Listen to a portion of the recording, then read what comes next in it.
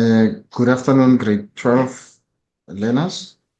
Welcome to the final revision of paper 2, geography examination. This lesson is proudly brought to you by Thunder Education in the betterment for your examination performance.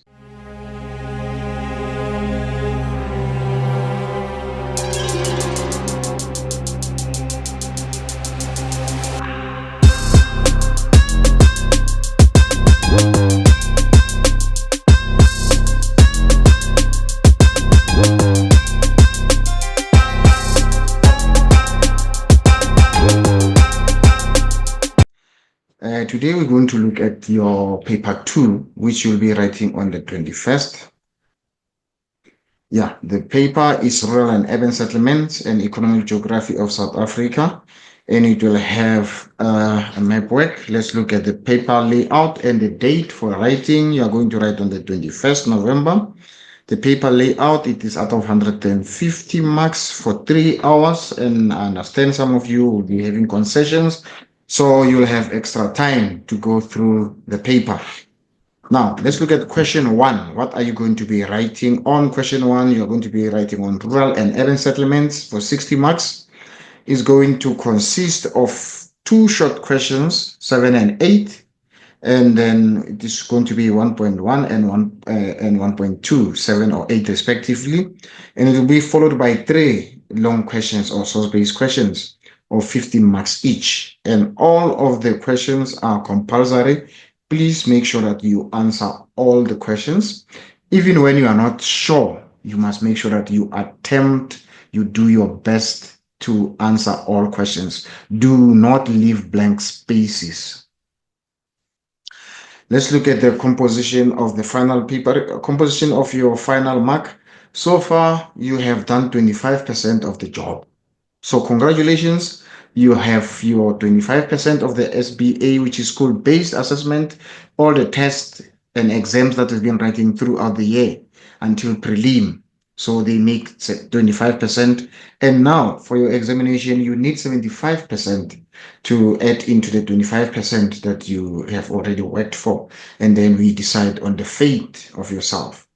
Dear grade 12 learners, note that the preparation for examination is very important, and you must make sure that you spend most of your time with your books and not doing a lot of unnecessary stuff, because this is a very important time. You need to take a short-term sacrifices so that you can have a long-term benefits. You will not regret.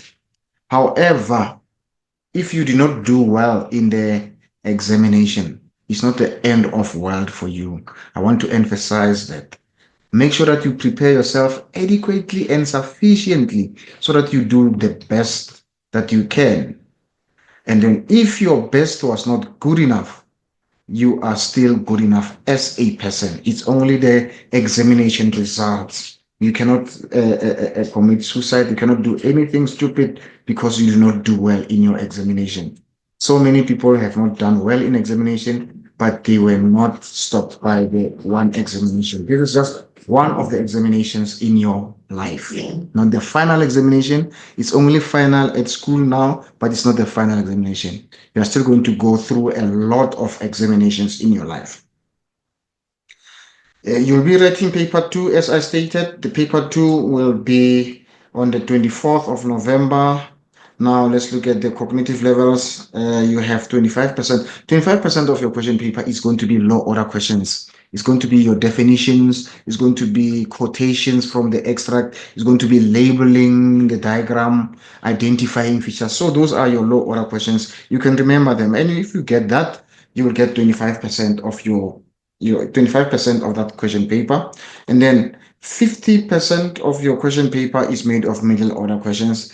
Those are middle to a little bit difficult questions, but I believe because of thorough preparation, you would be able to do well with them. And lastly, high order questions, those really need your application. It's only 25%. And don't just hear the word high order question and think that you will not be able to attempt all questions that are asked by the examiner. Attempt all of them. Now, we are going to start with our settlement geography revision. Remember, for your settlement geography, it's important that you must master all your concepts. We're going to be looking at your rural settlements. You will be looking at the site and situation, types of types, shapes, and patterns of settlement. We'll be looking at issues in rural settlements. We'll be looking at the land reform. We'll be looking at urban settlements, types of urban settlements. What is an urban profile, morphology, where we're looking at the street patterns, land use models, and then urban settlement issues, which is traffic congestion and informal settlement, among others. There will be other issues like your overcrowding, your shortages of houses. So those your protest or what protests, or we call them the service delivery protests. So there's a number of issues that we find in urban settlements, but today we'll just focus on informal settlements, and we can just also just quickly go through the traffic congestion. Now, let's look at a typical type of short objective questions. Here is the first question. It says, various options are provided as possible answers to the following questions. Choose the answer and write only the letter A to D next to the question numbers. So it is very important that you read your leading statements to your question.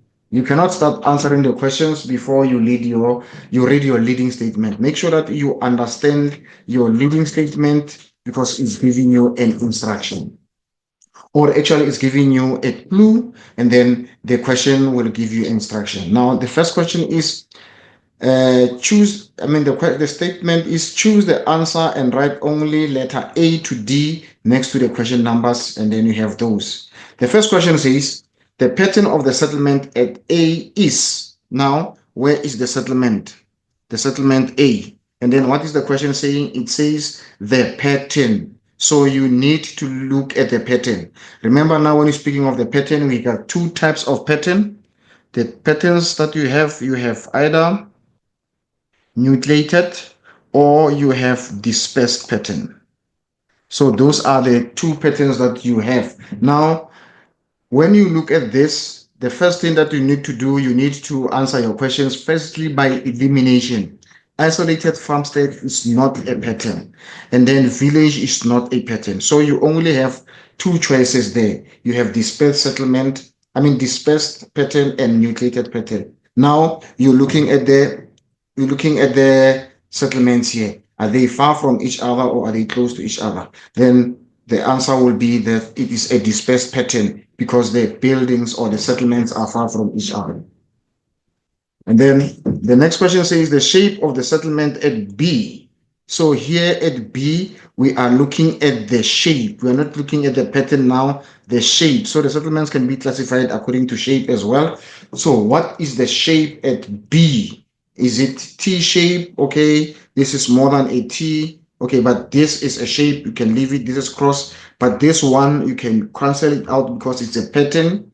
And then you have three shapes there. But this does not show any round. Round is not correct. And then T cannot be T. It must be only two roots that are converging there. But now this one, the correct one will be your crossroad because you can see the roads are crossing each other. So that will be the correct one there. Then we're looking at the next one here. The next question is the shape of the settlement at C was determined by there. Now you're looking at the settlement at C. Then you have to go to your key. You have to go to your key so that you are able to identify what is this feature, so that you can know what is this feature. So then the question was proximity to the CBD. Do you see any CBD there? There's no CBD there. Need for privacy. Need for privacy will not indicate any shape. And then is this a river? So you cancel the river out. So this is a road. So your answer is straightforward there. The shape there is influenced by the road. So, and then as you go again into this settlement, you look at, let's just quickly go back to this settlement. So what we have here, this is one diagram, but this diagram can teach us number of lessons. Number one, what we can learn from this diagram, we can look at now, what do we have here? We have types of settlements. Remember now we have spoken about the pattern here. We have spoken about the pattern here. We said the pattern here is dispersed. Now, it is important. The question might not come as the pattern. The examiner could ask you to give the advantages. Now, what will be the advantage? Let's look at this pattern here.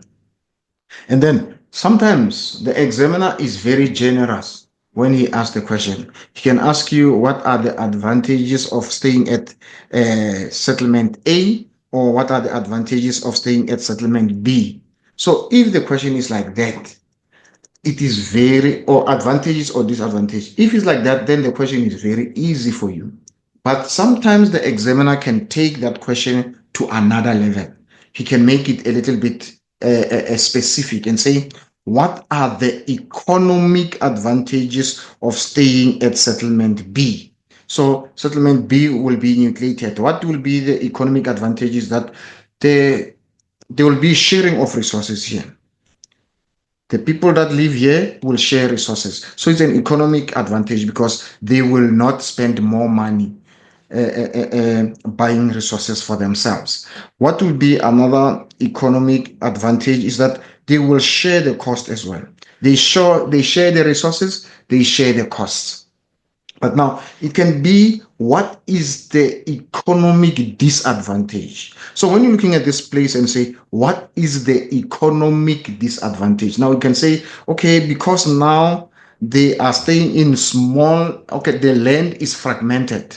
The land is fragmented or is broken into smaller area. So the disadvantage is that because the land is small, it means the production is also going to be less. So that is less income for the people. And then you can also look at it, because you were sharing the cost, it means now you will also have to share the profit. So those will be the economic disadvantages. And then what will be, so it can be economic or it can be social. What will be the social advantages? The assistance is closer or help is nearby. There is no social isolation for staying at B. Social advantages is that there is social interaction, assistance is close by. Now, let's look at A now. What will be the economic advantages there? The economic advantage number one, the area is large. Because of the large area, it means there's going to be more production. More production is going to result in more money. But you cannot just say the area is large and leave it at that. That becomes a social advantage. If you make it an economic advantage, you say the area is large, or you say the farms are large, and therefore there's going to be more production that is going to lead into more income. So you must indicate how is that going to help the money part of it. You cannot just say the area is large. And now again, what will be the other advantage? The advantage is that because you are using your equipment alone and you don't share your equipment, you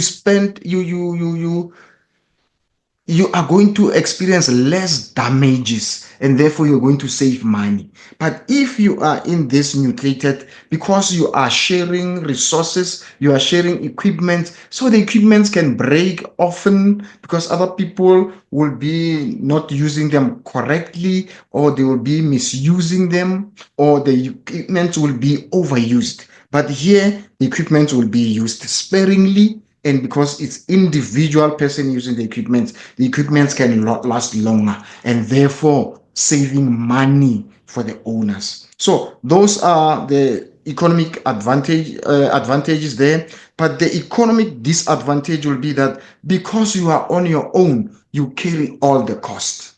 Because you are on your own, you carry all the cost. And then there could also be something like, what are the social disadvantages? What will be the social disadvantages of staying here? There is no social contact. You're going to travel longer distances to the services. So those are the disadvantages that you could get. So from just one diagram like this, you could get a lot of questions and answers from it. Now, let's continue and move to the next question. Okay, we did this. The shape of the settlement at sea is influenced by the road. And then because it is influenced by the road, what will it be? Because the road is in a line form. So this will be called a linear. This will be a linear pattern because it is influenced by the road. Now, let's look at this one. Refer to the hierarchy of settlements below to answer the following question. The settlement at D is on dash dash on the hierarchy due to dash dash in the number of services. So when you receive a question like this, all you need to do, you need to interpret. You need to interpret here. So what do you have here? You have this diagram. This is the diagram that is indicating, this triangle is indicating hierarchy of settlements. So what is the hierarchy of settlements showing us here? The arrows here are self-explanatory. It says when you move down, what is happening? There is decrease in number of services, and there is also decrease in there is a decrease in number of services. There is a decrease in order of services. So when you go down, you're going to find mostly low order services. Also, what is happening here? There is a decrease in population because the settlements are becoming smaller. Because the settlements are becoming smaller, there's going to be also a decrease in population, and then there's also going to be a decrease in size. So number one is order of goods and services. Population is going to decrease when you go down, and it's also the size is going to decrease. But now when you go on the other side, what is increasing here? The population is increasing when you go up. When you move up the order, when you move up the order in the hierarchy, the population is increasing. Because of the increasing population, the sizes of the settlements is also becoming bigger. Because the size is also becoming bigger, also the order of services is going to also increase. So when you go to capital city, you'll find you go to conurbation and cities, you find high order services there. And then what is also going to increase there? You said the size, the order, the population is going to decrease. But there is something that is going to decrease here. There's something that is going to decrease when you move up the hierarchy. What is decreasing there is the number of settlements. What is decreasing there is the number of settlements. So the settlements are becoming fewer when you move up the hierarchy. What does it mean? It means you're going to find that there are few cities than large towns. So there will be more towns that come together to make a city. And there will be more small towns that come together to make a large town. So the number of settlements decrease when you move up the ladder, when you move up the hierarchy. When you move up the hierarchy, the number of settlements is going to decrease, but the size is going to increase. And because the size is increasing, also the population is increasing. And the order of services is also increasing when you move up the order. Now, let's look at this question now that we have that background information. It says here, refer to the hierarchy of settlements. And now, the hierarchy of settlement, you must also know what does it mean. Hierarchy of settlements simply refers to the arrangement of settlements or ranking of settlements from the smallest to the largest. That's what we call hierarchy. The ranking of settlements or the arrangements of settlements from the smallest to the largest, or you can look at it in terms of from the largest to the smallest or smallest to in an ascending or in a descending order. But you are going to be ranking them like that. So it makes it a hierarchy of settlements. So it says below to refer to the hierarchy of settlements below to answer the following question. The settlement at D is dash on the hierarchy. So settlement D, let's go to settlement D and check what is settlement D. So when you look at settlement D is an isolated farmstead. Is an isolated farmstead. So what is the question saying there?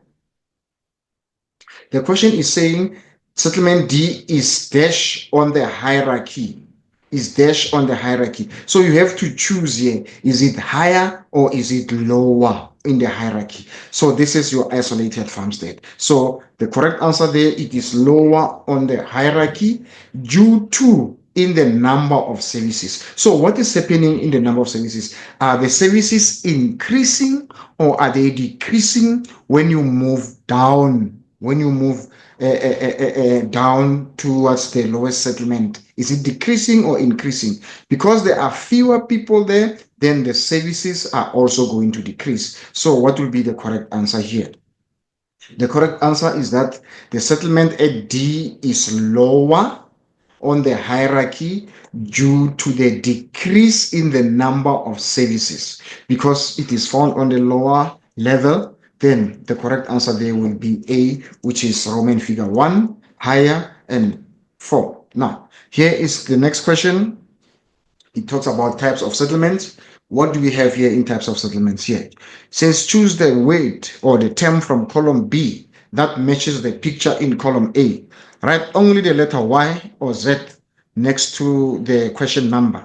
And then we have all that 1.2.1 up to 1.2.7. Now, it says now we're looking at this settlement here. 1.2.1. Is this a specialized town or is a central place town?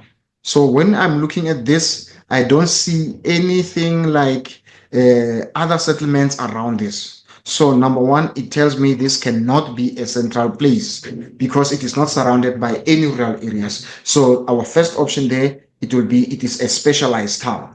It is a specialized town. And you go into 1.2. Here it says,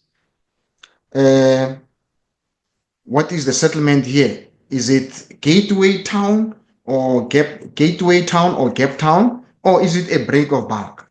So I don't see any mountain here, and I don't see any gap through the mountain. So number one, I'm saying this cannot be a gap town. But what can I see here? I can see a truck here. A truck is road transport.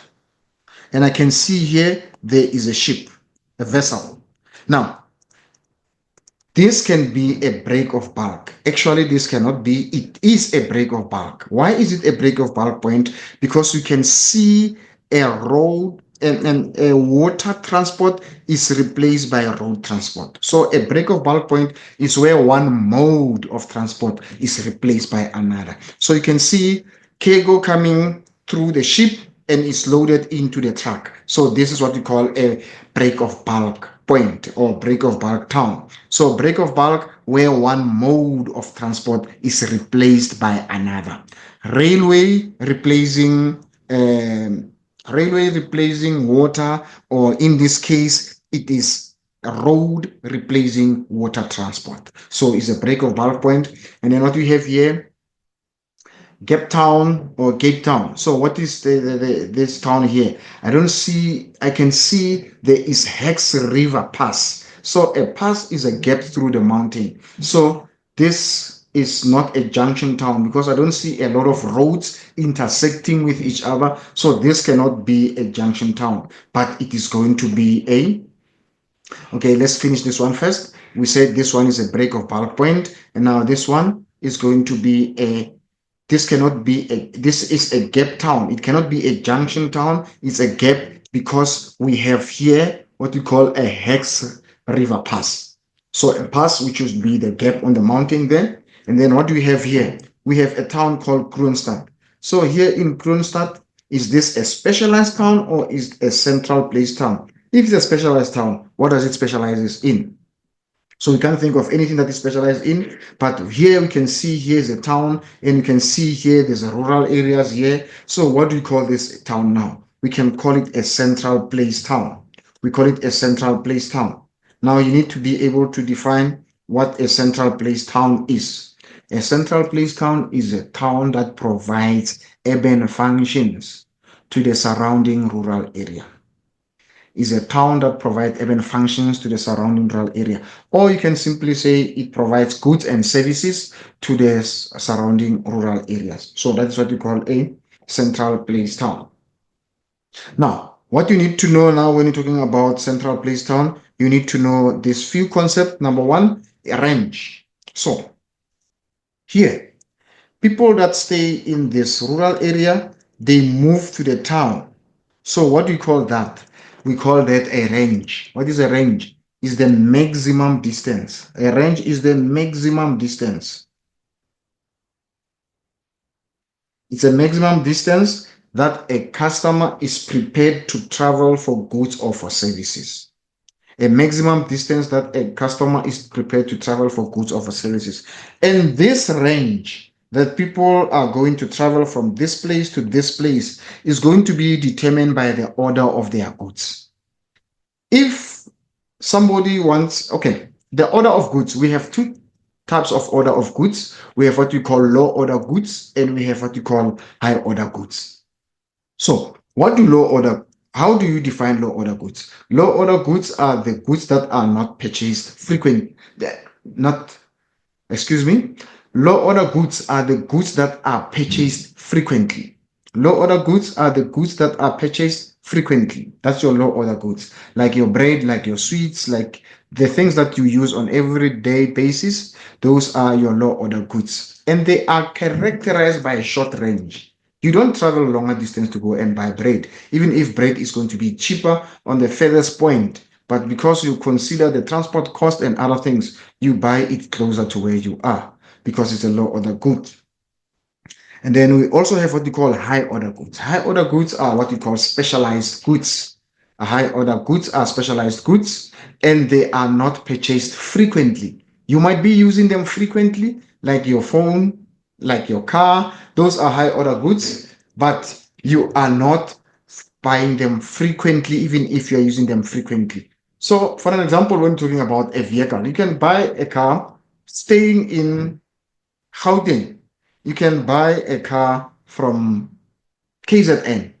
Staying in South Africa, you can buy a car from Japan. You can buy a Toyota car from Japan. You can buy a German cars from Germany. You can buy Chinese cars from China. You can wait for the delivery of the car to come into where you are because you don't buy them frequently.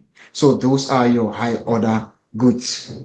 Those are your high order goods. We also have what we call high order services. High order services. So high order services are specialized services. For example, we're talking about going to university and going to school.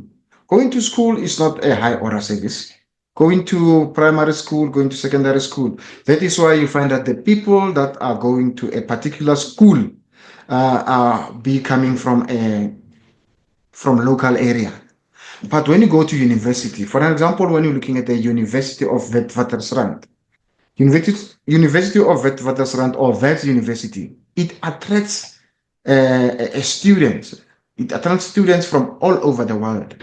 When you go to Wits University, you'll find Chinese people studying there, people from China. You'll find Americans studying there. You'll find people from all over the world because it's a specialized services. It's a high order service.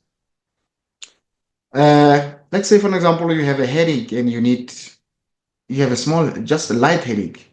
All you need a grandpa. You can go to a shop and buy it. But if you have a serious migraine, you can even travel to America or Russia or Italy or wherever you can travel to, where you will find a specialist. You can travel all over the world to go and receive your specialist doctors.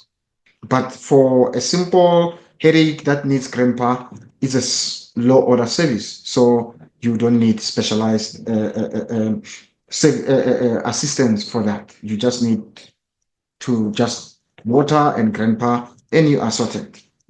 Then we also have what we call centers. Like I said, your school is a law order center because it attracts people from just around where you stay. So what does that mean now? It means now, when you're speaking of it attracting people, what do we call these people? The people that are using the services are called threshold population. So in definition, when you define threshold population, you say is the maximum number of people required to make business profitable.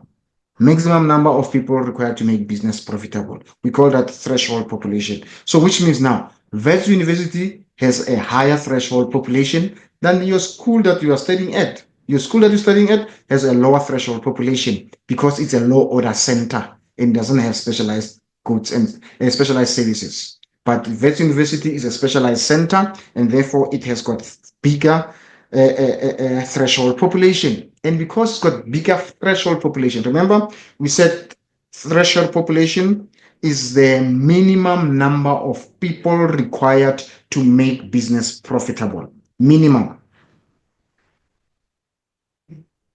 Minimum people required to make business profitable. We call that threshold population. And then where does these people come from? Where does these people come from? The people come from an area called sphere of influence. What is sphere of influence? Is an area that provides business with customers. An area that provides business with customers. For example, your school, your local school, the threshold, the sphere of influence for your school is the area where you're coming from, which is close by. But when you're looking at the sphere of influence for Wits University, it is the entire world. The entire world. It gets people from all over.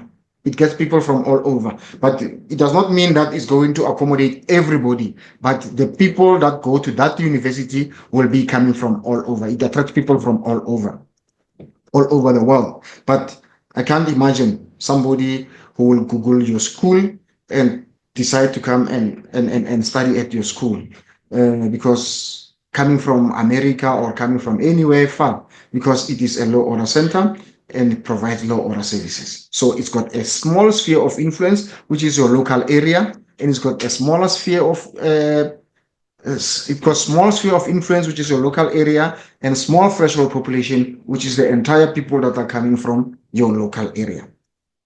That is what you need to know about the central place theory. So another question that examiner can ask was being, why is Kroonstad considered to be a central place town? Why is Kroonstad considered to be a central place town? It is considered to be a central place town because it provides goods and services. So when you get that kind of question, don't be thinking, why is it central? Oh, it's in the center, is what. Don't think like that. When they say, why is it considered to be a central place town? You just need to define what is a central place town. It's considered to be central place town because it provides goods and services to the surrounding rural areas, or because it provides urban functions. Remember, we said urban settlements are specializing, they are multifunctional. Urban settlements are multifunctional. What did we mean by multifunctional? It means they have more than one function. What is a function? Function of a settlement refers to the economic activities. It refers to the economic activities. So urban areas are multifunction. They have more than one economic activity. Number one, they have what we call secondary activity. That is where there is manufacturing, and they have tertiary. That is where there is provision of services. I did not put a quaternary here because quaternary cannot be strictly in rural areas or in urban areas. The quaternary services are ubiquitous. They could be found anywhere. They could be anywhere. They could be in rural areas, they could be in urban areas. So that is why we don't say provide secondary, tertiary, and quaternary services, because you can get a research center somewhere in the deepest rural areas, or furthest in the bushes away from where people stay. So it is not, also you can find it right in the middle of the city, like many research centers that you find in the city. So, but it is not necessarily that they must be in the city. Okay, let's continue. I hope you understand what is a central place theory. Now, let's go to the next question. The next question here, if you look at this question and the previous question, you'll notice there's a lot of similarities here. It says here, refer to the source material below, choose the correct word or words from those given in brackets, write only the words or the word next to the question numbers. So it is very important. You see what I'm seeing, what I'm doing here. I am reading this instruction of the question. I don't just quickly rush through answering. I read through the instruction so that I can know what the examiner is expecting me.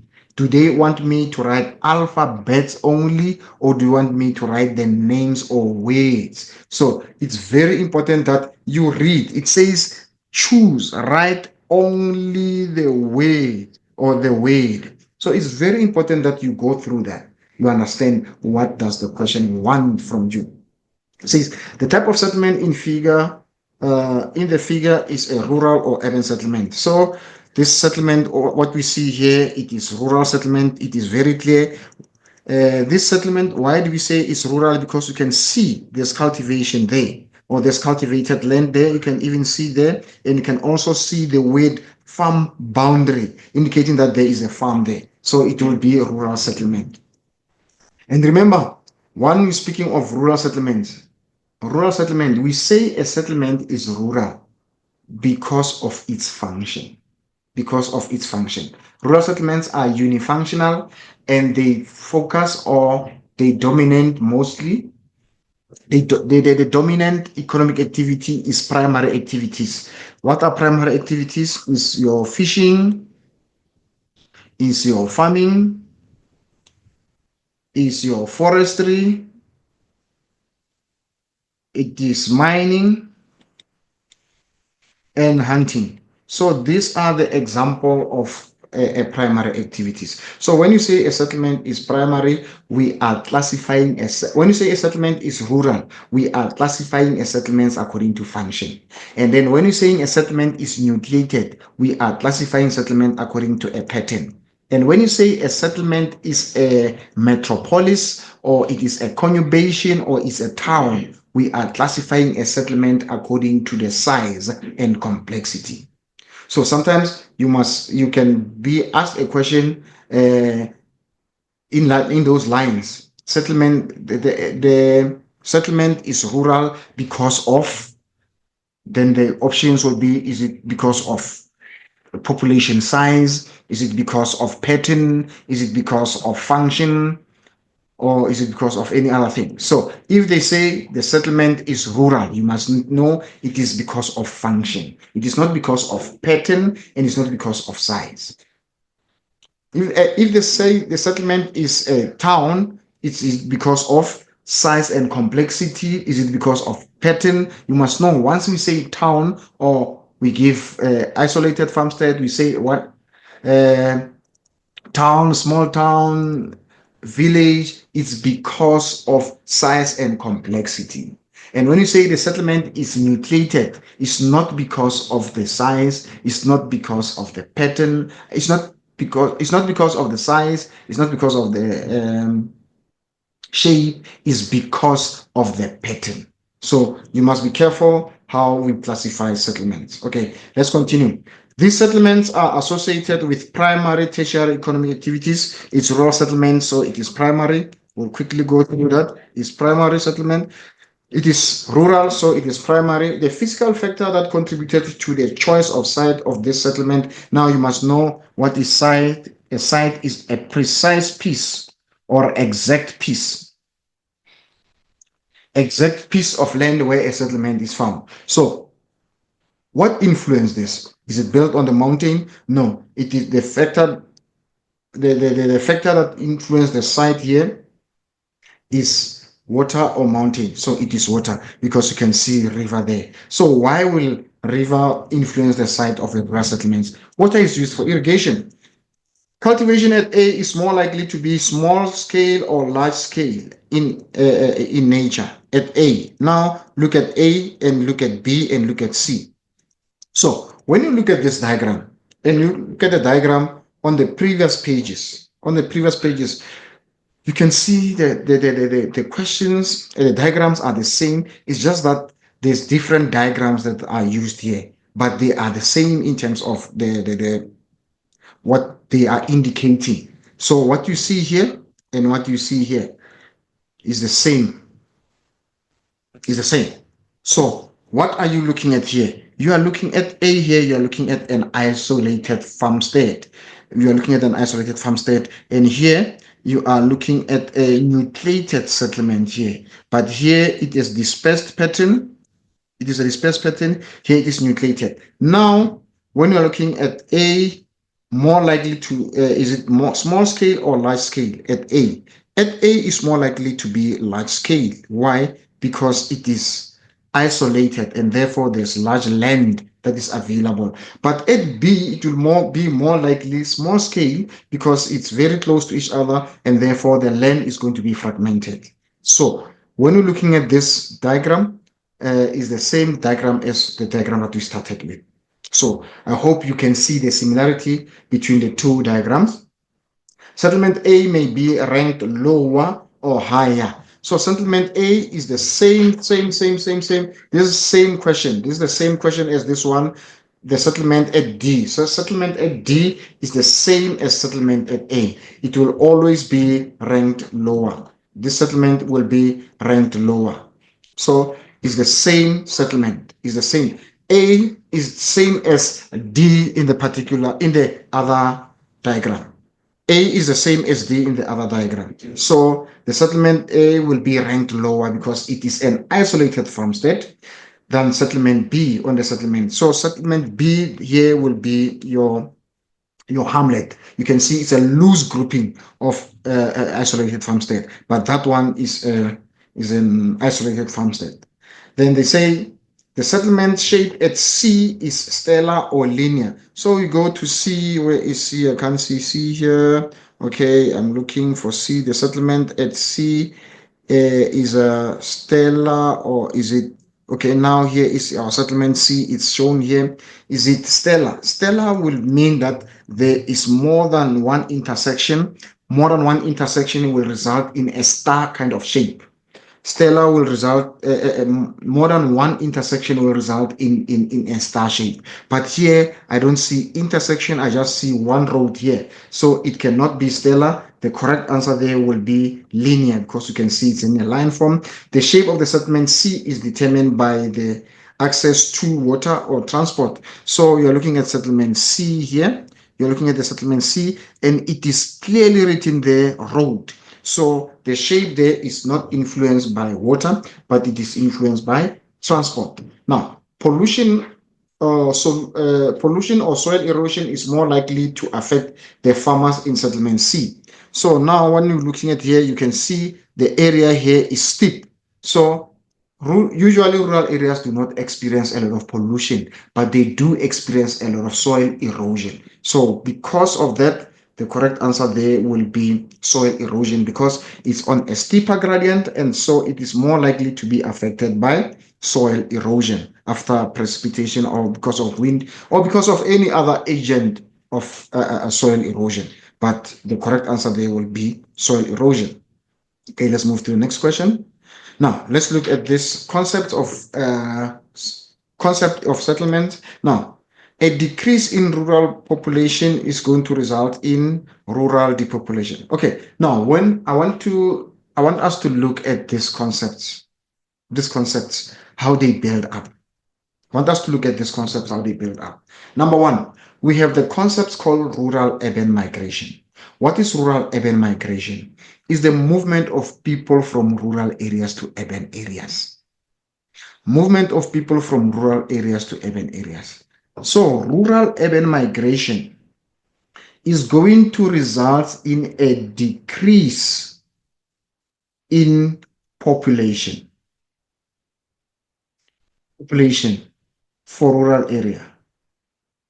Rural urban migration is going to result in a decrease in the population in rural area. What do you call that? What do you call that? We call it rural depopulation.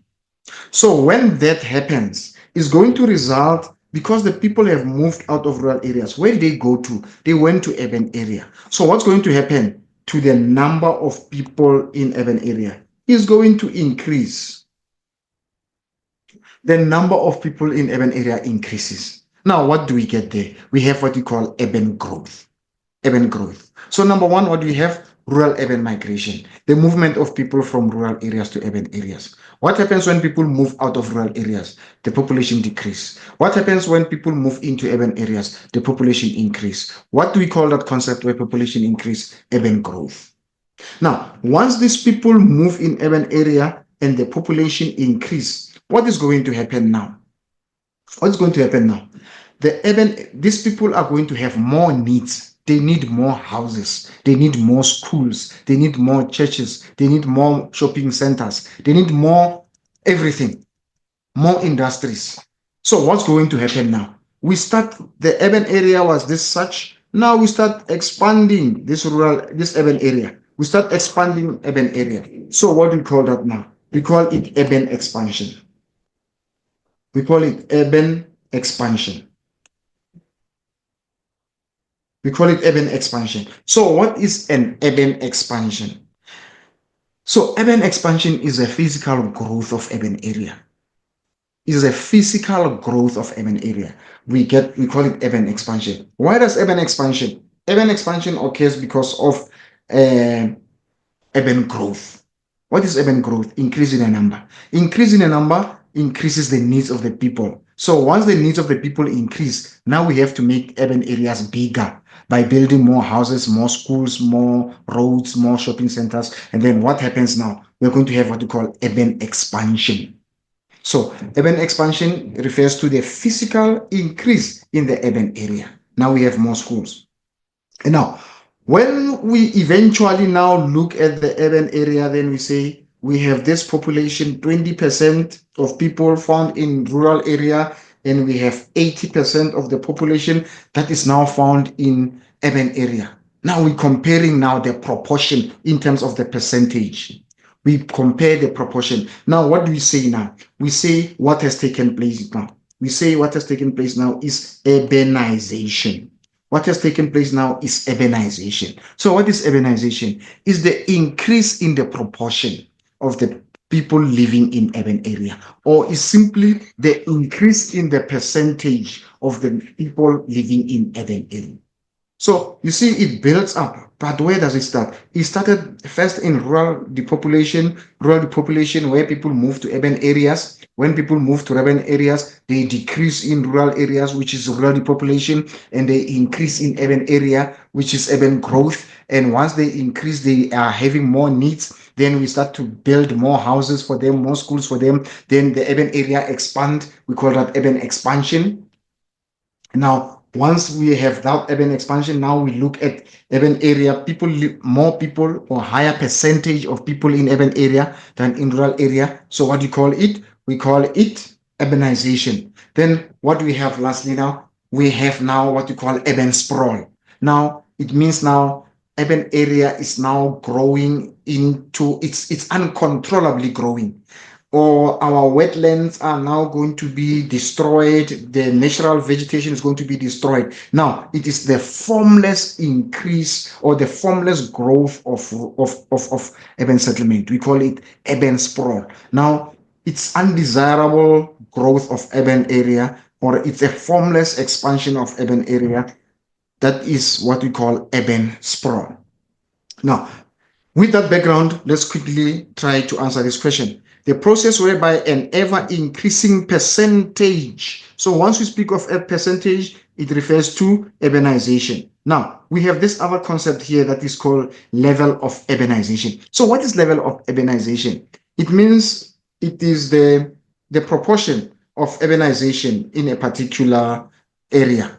Let's say, for an example, if one country has 70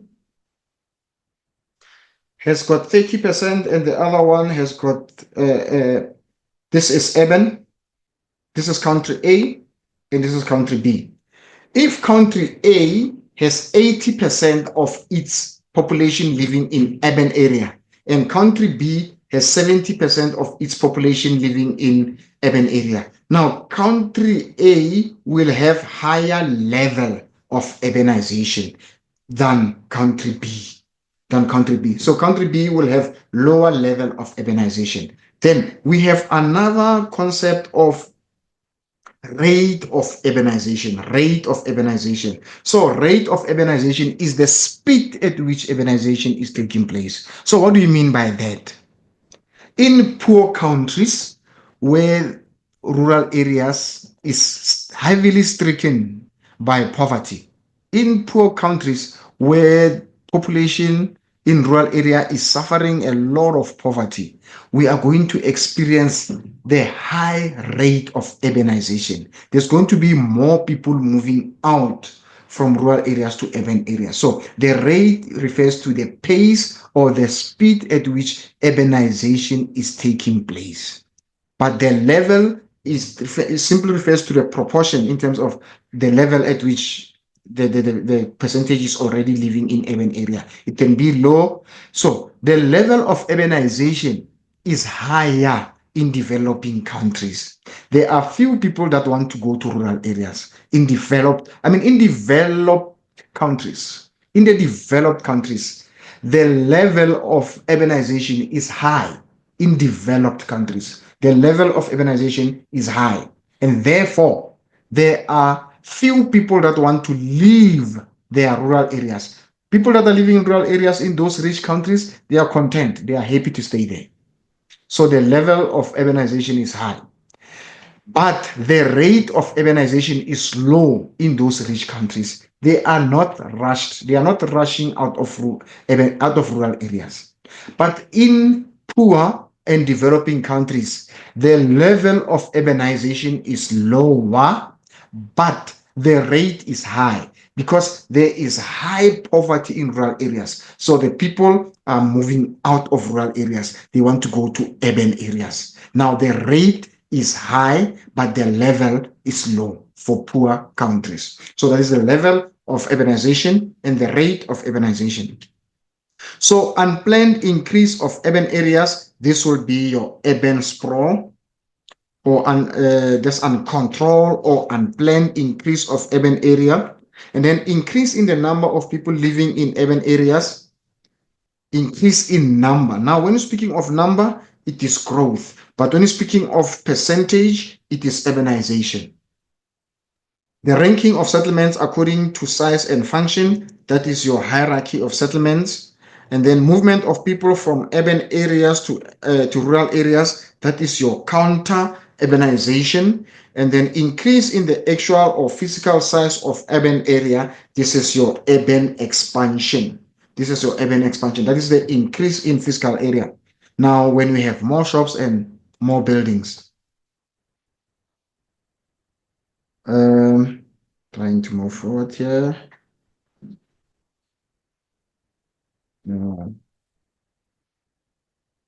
This mouse of mine is playing some tricks on. And some people that are doing CAT, they were writing about the disadvantages of using cordless mouse. Cordless mouse is that the battery can jam. So that's one of the things. Okay, let's move on to the next question. Okay, we did these questions. Now, so these are the concepts. Like at the beginning, I said, please master your concepts. If you master your concepts, you're going to make sure that for all your short order questions, your 7 and 8 marks, you get them all. And then the minimum marks that you need, which can never be a target for anyone, especially somebody who's in my class, the target can never be 45%. But the minimum requirements that you need to pass paper 1 is 45 marks. You cannot pass by 45 marks. It's too little. You need to get at least 70 marks, 50% at least. And that is possible. What makes it more possible is when you know all your concepts, when you master your concepts, because it's so easy to master your concepts. Now, let's look at this. These are the same questions as the one on the previous slide. The increase in the percentage of people living in urban areas. So we have already done that. It is urbanization. We know urban expansion is the physical increase in urban area. It refers to the increase in the actual number. So the actual number is urban growth, and we know the sphere of influence is where the business draw customers from. That is your sphere of influence. The minimum number of customers required to serve for a service to make profit. This is your threshold population, and your optimum population simply refer to the maximum population that can be found per unit area. And we have a zone of mixed function adjacent to the CBD. So that will be your zone of decay. Another name for zone of decay is your transition zone. Another name there is your transition zone. So it's a zone of decay. That is the area of high value. The zone of decay, the characteristics of zone of decay is that the land value is high, but the buildings are not taken good care of. The land value is high, but the buildings are not taken good care of because number one, they could be hijacked, they could be abandoned. So it's characterized by dilapidated buildings. This is the area that is just found outside the CBD. You must know the land value is high, but the quality of buildings has dilapidated. And then when we're talking about the zone of decay, that is when now we can talk of what we call now urban renewal. Because of the poor state of the buildings in the urban areas, what do we have? We have what we call urban renewal, where there is an improvement of the buildings. Number one, we have this what we call gentrification or Chelseafication. Gentrification or Chelseafication, this is simply referring to a house that was 2 rooms or 3 rooms is made to be 10 rooms or bigger, or a house that was dilapidating is improved. So that is gentrification. It's simply referring to renovations of houses. And then the next one is this one that we call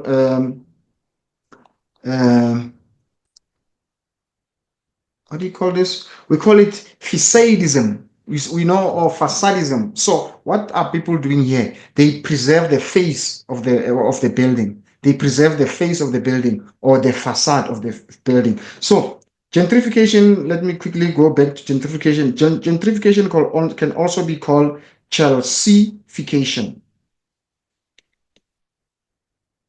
It can also be called Chelseafication. So what is happening there? It's simply renovations of buildings. You make them beautiful again, or you improve them.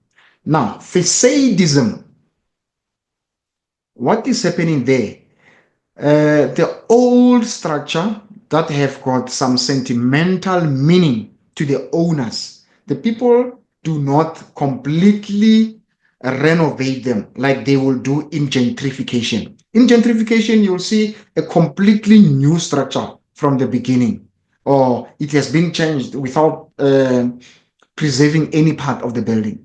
But with facadism, what's happening is that the face of the building is preserved because it's got some value or some sentimental value to the owners. So the only rare part of the building or the part at the back of the building is the one that is being renovated and improved on. But the face of the building is changed. I mean, the face of the building is maintained because it's got some value to the owners. So that process, we call it facadism. And then the last one is what we call succession and invasion. Succession and invasion. So succession and invasion, what's happening here? I own a house, I sell a house to somebody. The person who comes into my house doesn't want to use this as a residential. What does he do now? He turned this into surgery. He's going to be working there as a doctor. So now the land use for my house, the house belonged to what we call residential. Now, once it is no longer residential now, it is now used for business. It means now one land use replaces another. So that's what we call succession and invasion.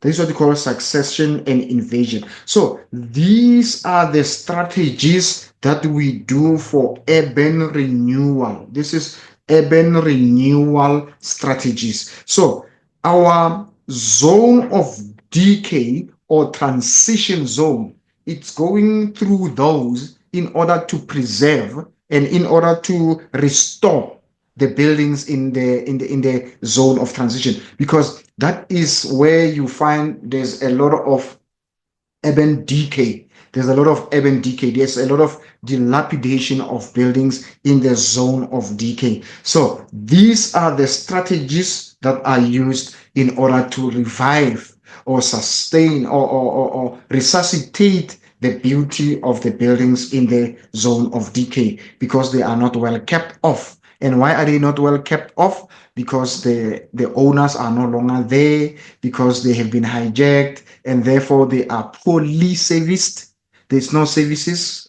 Uh, like the one building in Marshalltown that resulted in a disaster there, or because what happened is that the building was not well serviced, and there was people could not escape because the fire escaped were closed, and so forth and so forth. So that is the characteristics of the buildings that you will find in the zone of decay or in the transition zone. We said the zone of transition or transition zone or zone of decay is characterized by high land value, but the houses value they are poor because of poor maintenance. Now let's continue.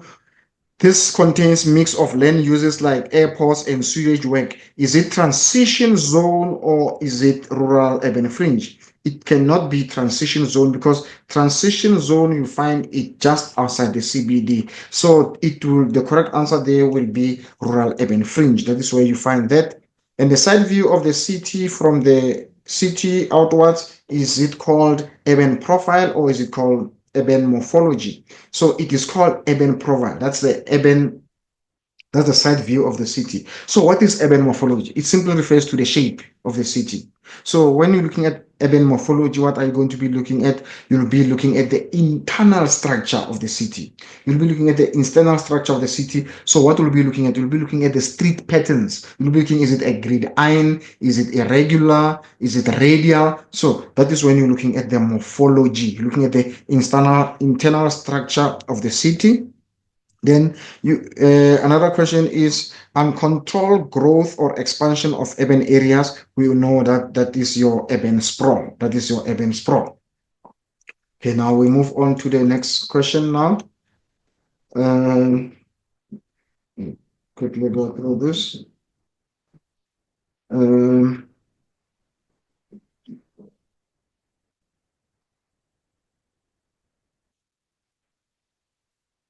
okay, I have challenges with the mice.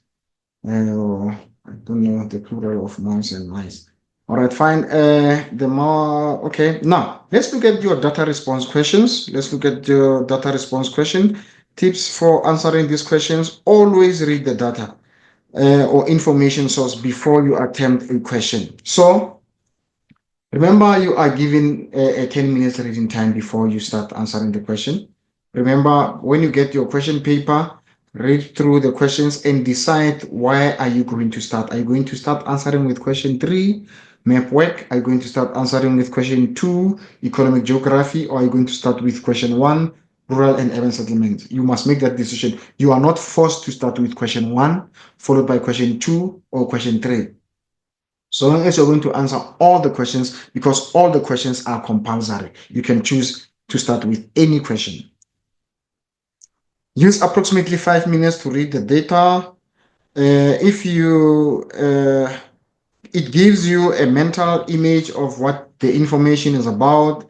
You will be able to anticipate questions, because as you read the questions and you read the data and whatever it is in front of you, you can also be knowing what to write. It's just that you are not allowed to write during reading time. If you were allowed, you could be writing on it, but you cannot be writing on the question paper. You can be imagining what all those things. You can be writing your mental sentences on your head about whatever diagram you have there. Now, let's quickly go through this land reform. Land reform is another typical examination question. Dear learners, land reform is another typical examination question. My advice to you is make sure that you master land reform. So, what is land reform? Land reform simply refers to the policies that redress. Land reform simply refers to the policies.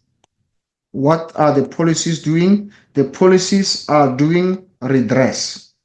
The policies that redress. So redressing is trying to correct. So the redressing is to correct. These are the policies that redress the injustices of apartheid. Now, under land reform, we have four policies there. Actually, we have three policies. Number one, this is land redistribution. Land redistribution. Land redistribution. So what happened during apartheid? The land was distributed to people. During apartheid, land was distributed to people, but the land was distributed unfairly. So what is this policy of land redistribution doing? It is redistribution, is trying to now provide land to people that were previously disadvantaged, giving land to the previously disadvantaged people or communities for agriculture and for residential. So that is your land redistribution, is giving land to the previously disadvantaged people for agriculture or for residential. So that's your land redistribution. Then you have the next policy. The next policy is land restitution. Restitution. Restitution from the word reinstate. So restitution from the word reinstate. To reinstate is when you take something when you put something in its original state. So land restitution, people are giving their land back or people are being compensated for their land. People are giving their land back or people are being compensated for their land. So that is land restitution. So it's either people will be given their original land back. If they cannot get their original land back, they'll be given an alternative land. If they cannot get an alternative land or they don't want the alternative land, they can be given money to buy their own land. So that is land restitution, when people are given their land back or they are compensated for their land. And the last one is what we call land tenure. Land tenure.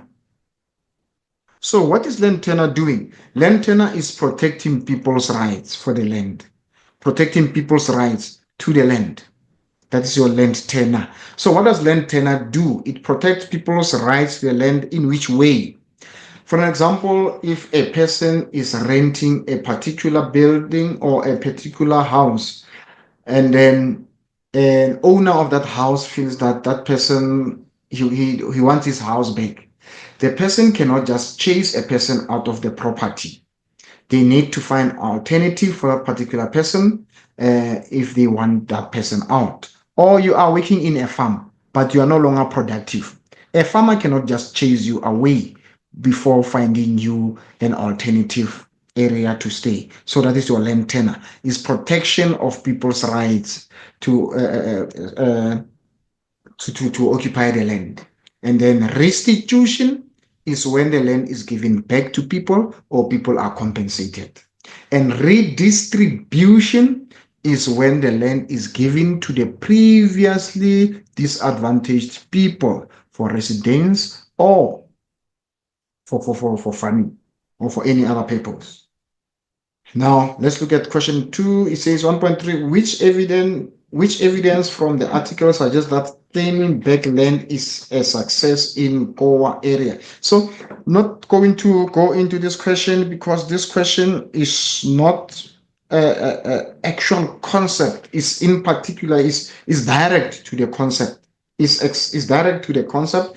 I'm not necessarily going to go into this question because You're not going to get any question on this. You're not going to get this again. You're going to get some different one. So this is a low order question. You just need to read the extract and get the answer there.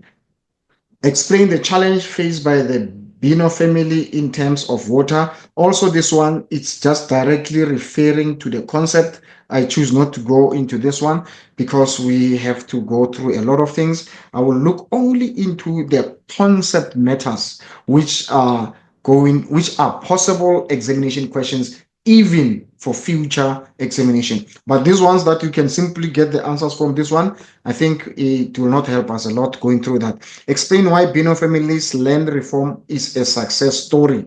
Also, that one, it refers to this extract. Why is this a success story? Is because they got their land back. So I am going to talk about this one.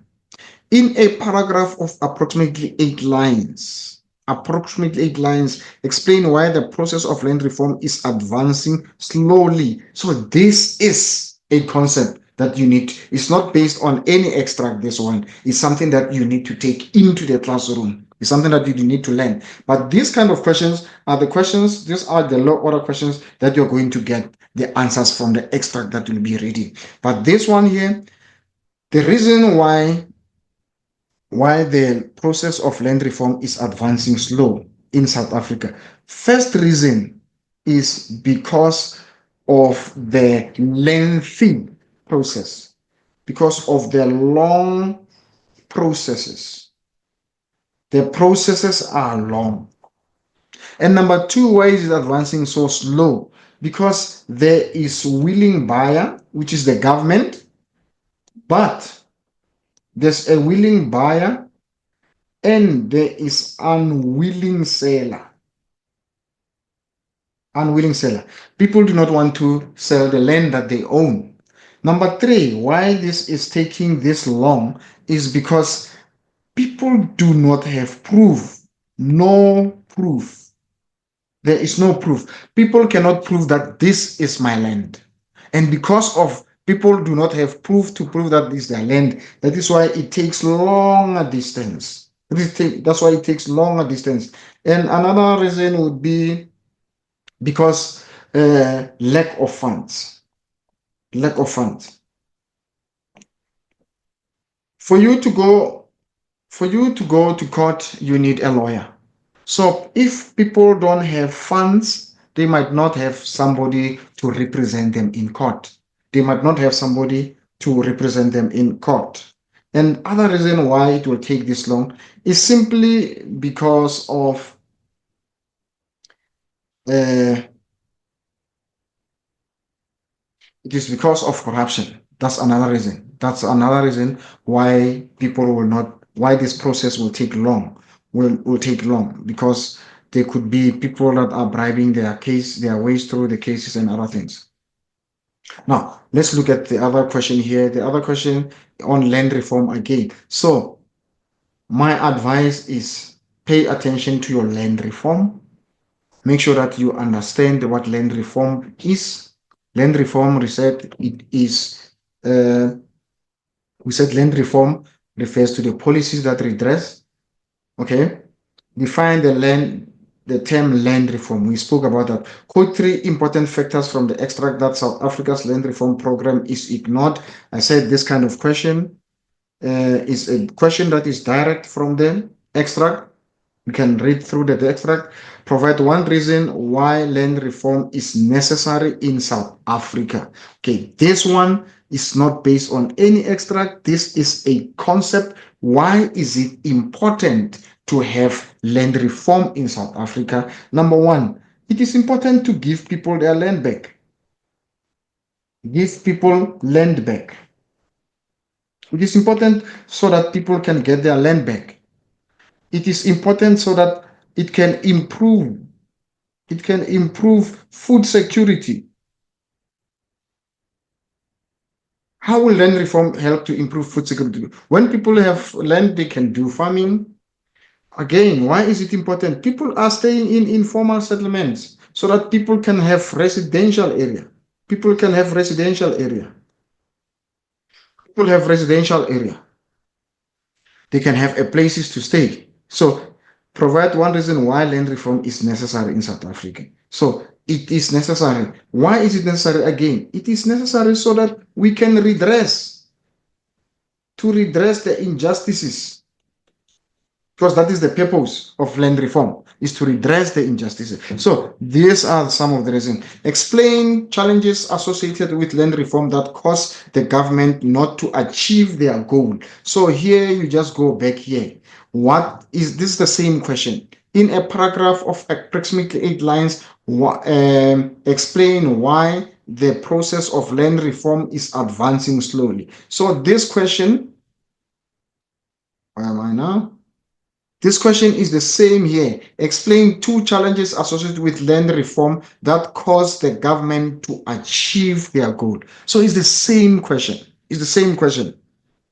We said number 1, it is because long processes, willing buyer but unwilling seller, or the land being expensive. One of the things that land is expensive, so the government cannot afford to buy the land so that it can give it to other people that are needy. There is no proof that the land belonged to somebody else, so it takes forever trying to prove their point. There is lack of funds for people to pursue their court cases. They get tired along the way and they forfeit their land. There could be corruption that is associated with that. There could be people not knowing what to do. This is a very open-ended question. Try to think when you're in examination room. There's a number of answers that we can give here. So this extract and the previous extract have the very same questions. Explain 2 methods that the government can put in place to assist the people that have been relocated due to land reform. Put in place to assist the people that have been relocated due to land reform. Now, after you have been given your land back, it's a farmland. You are unable to use this land profitably. What can the government assist? How can the government assist people that have been given the land? Number 1, the government can provide them with funds to start the farming. The government can do skill training. Number 1, we're saying the government can provide them with funds so that they can start farming. Funds to start farming. The government can provide them with skill development so that they can know what to do as farmers. Number 1, the government can also do what we call collaboration. The government can collaboration of new and experienced farmers. So the government can start the process of collaboration so that the old farmers can teach the new farmers how to become a successful farmer. So there is a lot, because once a farmer gets into a place and they don't know what to do, the land will be useless because it cannot benefit them. So it's better if those people can be helped to use that land fruitfully for themselves. So they can be given funds, they can be given skills, there can be collaboration. You can think of number of factors there's the number of factors that the government can assist people with. It's endless. These are open-ended questions. You just have to think how a person can use the land, and then how can the government assist them. So these are open-ended questions. This is where you should score all your marks from. Define. Okay, now this is what you went through when you're writing your prelim examination. This comes from the Gauteng one. Define the term land redistribution. We have already described this, defined this concept. We said it is when the land is given to the previously disadvantaged people for farming purposes and for residential. Quote from the passage above, land reform is necessary in post-apartheid. I said this is directly from the extract, but remember now we are preparing for a new examination. So it's not going to help us a lot to just go through that extract because you're not going to get that extract again. You're going to get a new extract. So what's important is we need to look at the concepts there. State an advantage of land reform evident in the image. Okay, that one is important. What are the advantages of land reform? The advantages of the land reform. People can do farming, people can have houses, the quality of people can improve. So those are the advantages of land reform. So this is a concept. So it is not directly from even if here it refers to looking at the extract, but this is a concept, which means now you need to know the advantages of land reform. What are the advantages of giving people land? What are the advantages of people giving land?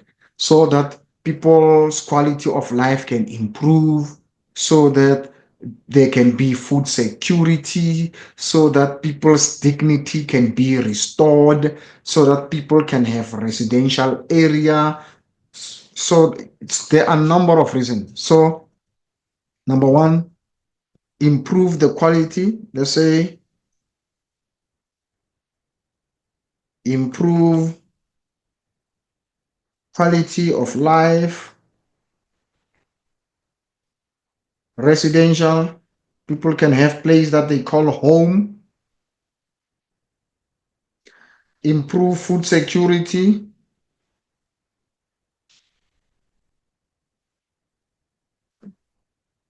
okay. So there are a number of reasons of the advantages of land reform. Suggest challenges experienced in implementation of land reform in South Africa. So these are the challenges that we already have stated. So it shows you the similarity. So dear learners, make sure that you understand everything that you need to understand about land reform. You need to be able to define the three policies. You need to know the advantages. This is what you need to know regarding land reform, the importance. Why is land reform important? Number two, you need to know the challenges that the government is facing during the implementation of land reform. And then you need to also know, okay, this is the importance. Explain the positive impact of land reform on rural communities in South Africa. We said, so this question and the previous question.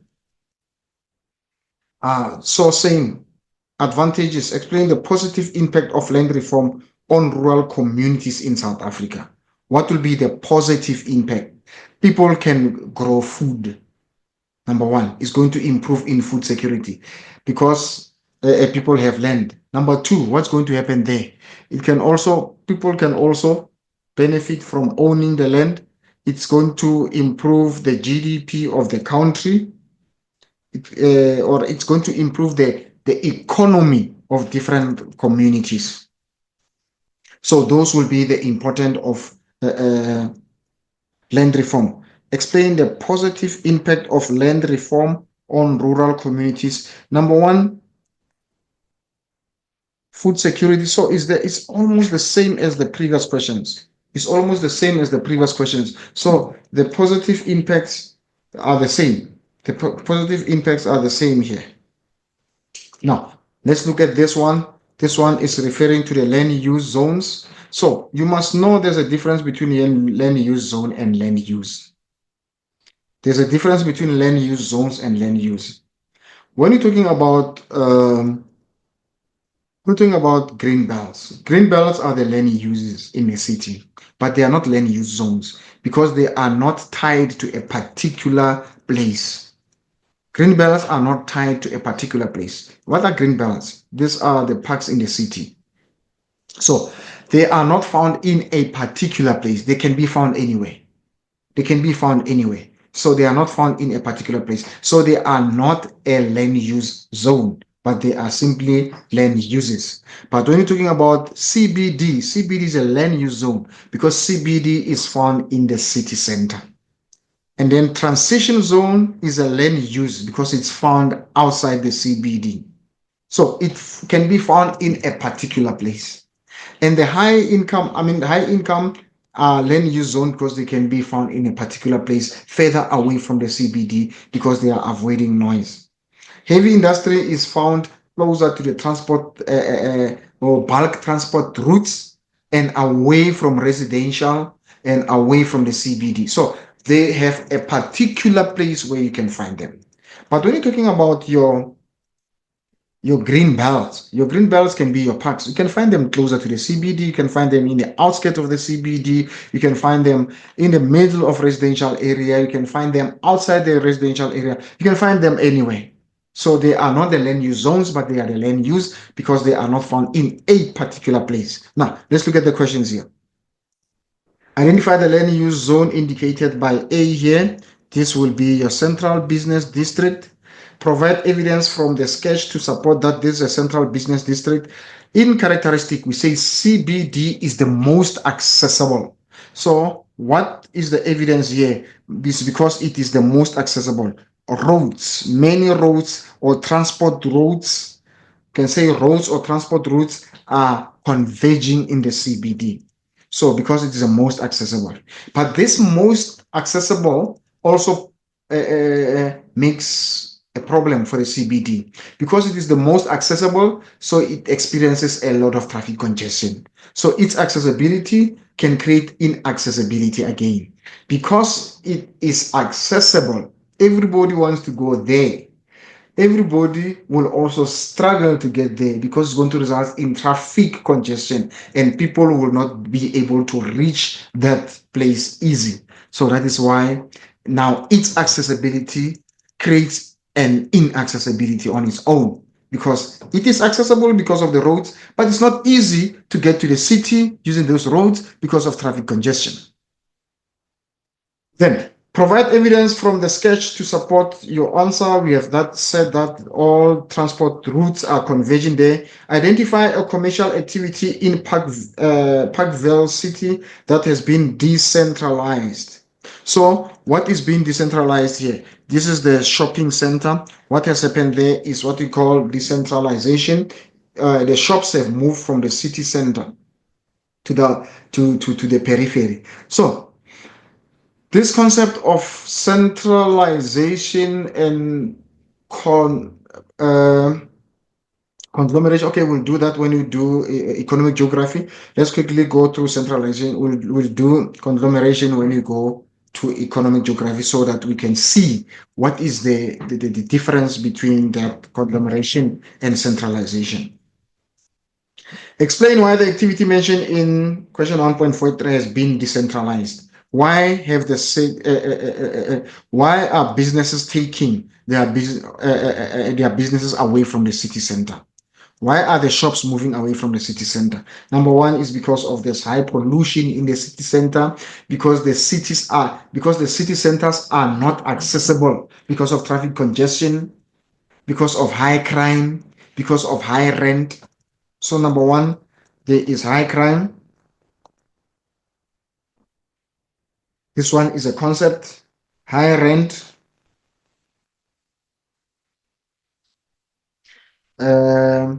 There's a lot of pollution. It's important to state that there is traffic congestion, and this traffic congestion is going to affect the services there because the services and the quality of work that is done. Because number one, people are going to arrive late at work. When people arrive late at work, they will be less productive, and there's going to be a lot of problems there if people are late, and therefore the production in the particular area or in the particular industry is going to be less. So these are the challenges that are making people to leave to leave the CBD to go to the periphery. The land use model depicted in the sketch above closely resembles the multiple nuclei or third world. Now, what do you see here? You see there is a heavy industry there. What you can see, there's a shopping center there. You can see there's a light industry. So what you have there, uh, this will be a nucleus. People will go there to go and work there, find jobs. People can go there to find jobs. People will go there to find jobs. So there is more than one type of attraction here. So that is why we are going to call it multiple nuclei, the model.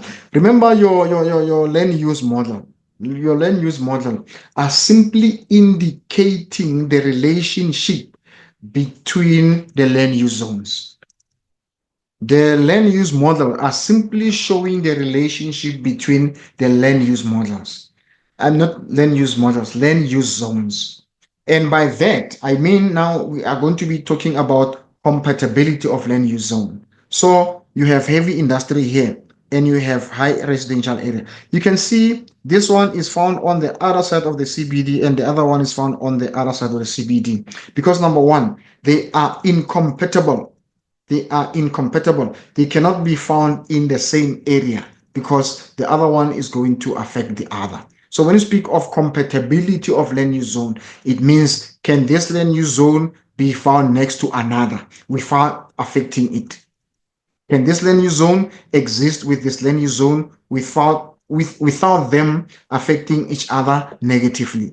So that's what we mean by land use that's what you mean. If we're saying this is compatible with this one, like for an example, now you have light industries here, and next to the light industries, we have your low income residential. Are they compatible? Yes, they are compatible because the low income means they earn less salary, and now they are closer to the workplace. They are closer to the workplace, and we know that light industries don't pollute a lot. So they are compatible because they are closer to each other. And you can even see even the distance from here. You can even see the distance to the heavy industries themselves. It's not that long. So it shows that people that are having low income don't have to spend more money going to work. You don't have to spend more money going to work. So they must be closer to the workspace. And you can see also these people are working from the CBD or they are working in the CBD. So they are closer to the CBD. So it shows the compatibility of the land use zones. Can they be found closer to each other without affecting one another? And you can see now we have a power station and a heavy industry. Are these two land use zones compatible? Yes, they are compatible because you use coal, you generate electricity here, and the heavy industry require that. And the two industries cause almost the same kind of pollution or the same kind of air pollution. So the other one is not going to destroy the other one. So the two land use zones will be this what we call this area over here. This will found mostly on the rural urban fringe. You'll find them mostly on the rural urban fringe where there is large land and the land is flat. So this one will be compatible. Compatible. This is compatible. Compatible mean that they can coexist. They can be found in one place without affecting the other. So this is the continuation of the land use zones. State the main type of land use zone in rural area. So without any doubt, the main land use zone in rural area is farming, is agricultural. The main land use in rural areas is agricultural. What type of rural settlement is settlement B? Settlement B. What is the kind of settlement here? You can see there's one house there. So you can say this is an isolated. This is a dispersed. This is a dispersed settlement. Give a visible reason for your answer. Why do you say? You can see there's a single house there. So it's a isolated or dispersed. Describe two advantages of living in settlement A, which is isolated, than which is, sorry, A is nucleated and B is isolated. Now, describe two advantages of living in settlement A rather than in settlement B. So, what are the advantages? Now, the examiner here was very, very, very friendly. The examiner here was very friendly. He gave a very open question. He didn't give give the, he didn't say describe two advantages. He didn't say describe two economic or social. He was not specific. So it is a very generous question. So it is open to many answers. It is open to many answers. So you can look at the social advantages, you can look at economic advantages, will always be correct for giving any of those. But you must describe two advantages of living in settlement A rather than in settlement B. So you must compare. So in settlement A, because you are closer to each other, and then therefore, help is going to be near. That will be the social. And then in B, because you are on your own, it is not so safe. There's no help around. Here, you can also say in A, the advantage is that you don't travel longer distance to the services because it's nucleated. And but in B, you travel longer distances to the services because it is isolated. And you can say in A, the advantages at A. What are the advantages at A except you travel shorter distances? Um, you will share cost here at A. You will share costs. You will share costs, but at B, you are going to have all the cost yourself. But now, when you're looking at the advantages and disadvantages that you are giving here, the advantages and the disadvantages that you are giving there, you can make them economic or you can make them social. You can choose whatever you want because the examiner was not too prescriptive of what he wants. He just said advantages. So you can give either economic advantages, you can give social advantages. But the question, you must make sure that you account for A and you account for B because it says describe two advantages of living in settlement A rather than in settlement B. So you must state why is it important or why is it advantageous to live at A and why is it disadvantage to live at B. So you cannot just say you must account for both because you are comparing here. Then 1.3.5 settlement A and B depend on each other for their survival. Discuss the interdependence relationship that exists between settlement A and B. So, what is the set? How does settlement A benefit settlement B? So, this one over here, you can see you don't see any school here. So it means a person who lives here will have to go to school there. You see the shop here, the person who lives there will have to go to shop there. But here you can see there's a bigger farm production here. There's a bigger farm production. So this farmer will also take all these resources to settlement B. So to settlement A. So the people in settlement A, they are going to get their resources or their food products from settlement A. From settlement B.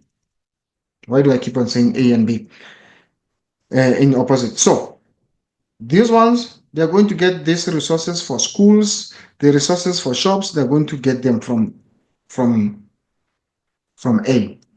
But these ones at A, they're going to get these farm products from B. So that is the interdependent. So you can say this is how the two settlements are helping each other for existence.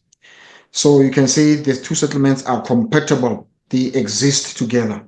Explain why the shop in settlement A would have a larger range of products than the farm stall in settlement B. So if you are looking at the hierarchy of settlements, you'll see this one is at the lowest and this one is at the highest. So we said the services increase when you move up the order. When you move up the order or when you move up the hierarchy.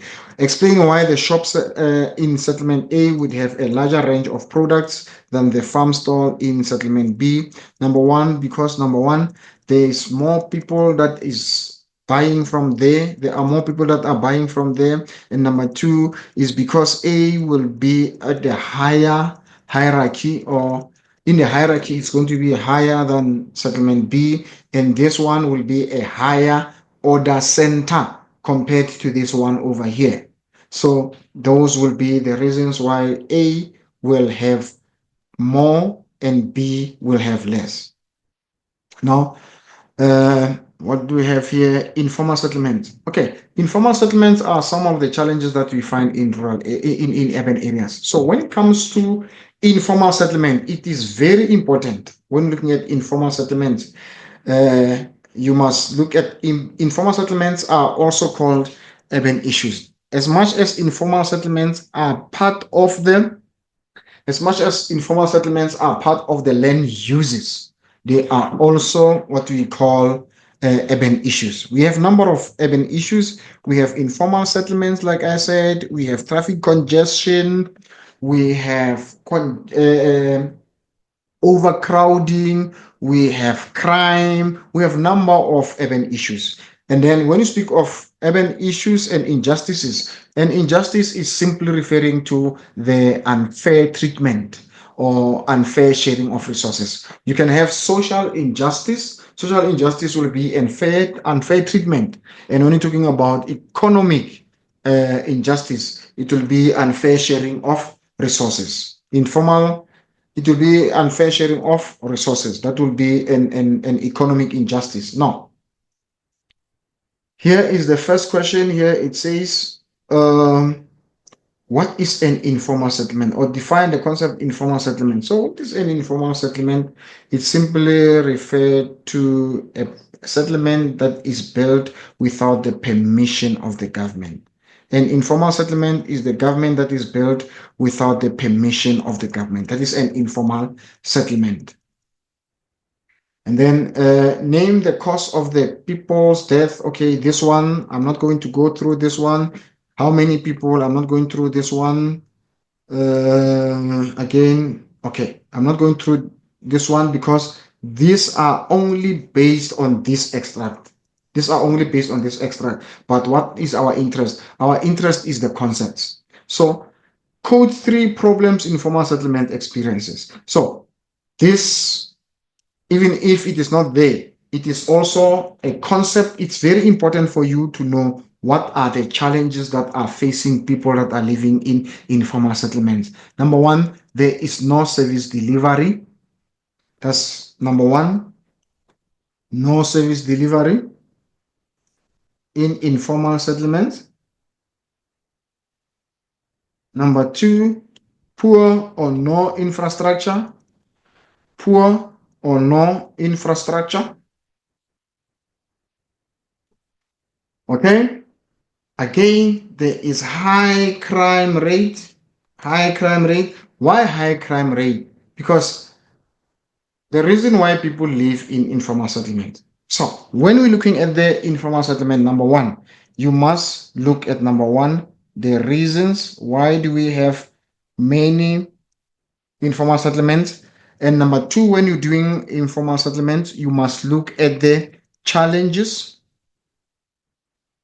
And then number three, when you're looking at informal settlements, you must look at the possible solutions or sustainable solutions. How do we help people living in informal settlement? So number one, the reasons why people live in informal settlement is because there is high level of rural urban migration, or we can say is because of high urbanization rate. High urbanization rate. There are many people coming to urban areas, and when they get to urban areas, they can't find jobs, but they need house or they need accommodation. So they are going to stay in informal settlement just to have shelter. Number two, there is unemployment. There is high unemployment. Reasons is rural urban migration. That's number one. Rural urban migration. That's the first reason why people move. Now, why do we have informal settlements? Number two is because of unemployment. People do not have money to buy houses. Number three is because of poverty, which is also related to unemployment. Number three, there is also shortage of houses. There's also shortage of houses because number one, you can go into the informal settlement. There are some informal settlements that you can find in South Africa and in Gauteng, which are made of high quality buildings. They are made of high quality buildings. But they are still informal settlements because they were built without the government's permission. But they are still informal. But when you look at those houses, you can see people are employed, but there were no houses available for them. So they built houses for themselves. So another reason is because there's shortages of houses. And there is also a slow building of RDP houses, or the slow provision of RDP houses. And now, what are the challenges that face people that are living in informal settlements? Number one, the people that live in informal settlement, the big challenge there is there's a high level of poverty. Because of high level of poverty, there are no services that they are receiving. There is no infrastructure. There is high crime rate in those informal settlements.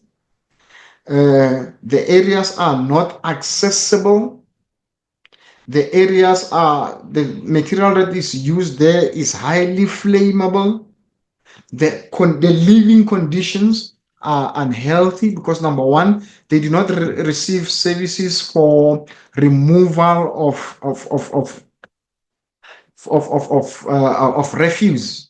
So they are unable to, the refuse is always around them. There's always dirty area around them because they don't receive that municipality services of removing the dustbins. So because of that, the area become unhealthy. So that is one of the challenges that they face. And then what are the possible solutions? The possible solutions is that the government can expedite or they can speed up the rolling out of houses, RDP houses. They can speed up the rolling out of RDP houses. That's the one. Number two. Number two, what can the government do? The government can make sure that they build infrastructure for people. Simple infrastructure like roads for them to be having an access for accessibility. Number two, they can also provide them with building materials that some people are very skilled, they can build for themselves if the building material is made available. Number three, we said they also have a challenge in terms of crime. So there can be regular patrol of police officers into the place so that they can help to prevent crime that could take place. So those are some of the factors that can be that can be assisted in order to help the people. He says these are the solutions to that. So when you get into examination question and you see the informal settlement, you must know number one, informal settlement is a settlement that is built without the consent or without the permission of the municipality. But do not confuse informal settlement to informal sector. I think we'll talk about informal sector when we're looking at economic geography. So this is the other question. This another question on informal settlement. When you look at this question here is similar to that question. Here it says, what is the other name for informal settlement in South Africa? Provide another name for informal settlement in South Africa. And describe two characteristics of informal settlement that are evident. So evident for informal settlement, the characteristics is now number one, there is no infrastructure, the houses are closer to each other, the houses are clustered, there is poor building material, and the building material cannot protect them from any weather conditions. No. Two social challenges affecting the people living in informal settlements. Okay, those are the challenges that we have already spoken: high crime rate, poverty, spread of diseases because of unhygienic conditions, because municipality is not collecting rubbish there. So the flies and everything that can spread a disease, and the rodents and everything, they can spread those diseases easy because the area is not clean, because there is no services from the municipality. Then in a paragraph, of 8 lines suggest how the municipality. So we have already given a suggestion. So what does it show you now? We are looking at the second question on informal settlement with the same questions. So as I said here, remember when it comes to informal settlement, remember what are the causes of informal settlement? Why do we have a lot of informal settlements in South Africa? Number two, the impacts.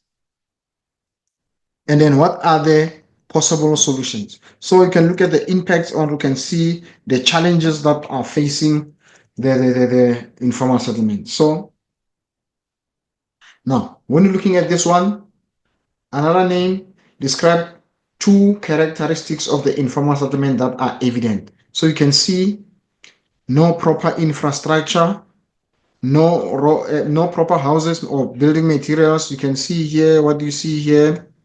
No roads. You cannot see power lines there. No. So these are the challenges that you can see. So this is an open-ended question. Everybody should get 2 out of 2 here. Social challenges. Everybody should get 2 out of 2 or 6 out of 6 or whatever. The marks will be allocated here. And line suggest how the municipality government address the challenge, how to help the people that are living in informal settlement. So this one is also correct. Now we're going back to land use zones. So define the term urban sprawl. This is uncontrolled growth of urban area, like what you have seen in the previous. We said number one, you need to master your concept. If you master your concept, you'll be able to do well in your examination, because now define the term urban sprawl. If you have answered the question there in the multiple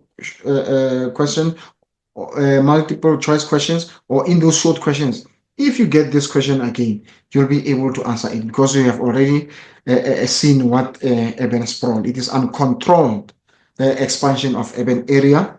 Identify land use area A and B respectively. So what do you see there? For the fact that A is in the center, is going to be the CBD, and also because of the tall buildings there, you will see there is a tall buildings. That's the CBD. Sorry. And then what do you see here? So what you see here, the land use area A and B. So this one, as you're looking at, this will be your green belts. Provide a reason why area A would most likely expand into area B. Why is it going to expand into this area? It's going to expand into this area because you can see there are no buildings there. You can see there's going to be, it is flat, and then this is where it's going to build. Now you see you have what you call here, you have river or dam, we have water masses here. You have this area that is making this particular area cooler. So once now this area grows into this area, that is what we call now urban sprawl. Now it is now growing uncontrollably. It's now taking over the area that was left for a particular purpose. This area over there was left for a particular purpose, to make this area cooler and to make this particular area beautiful. Now this area is going to grow into this one, and this is going to make what we call urban sprawl. Explain the main function of B regarding the expansion of area A. Explain the main function of B. What is the function of B? It makes the area cooler. It provides aesthetic beauty. It lowers the temperatures.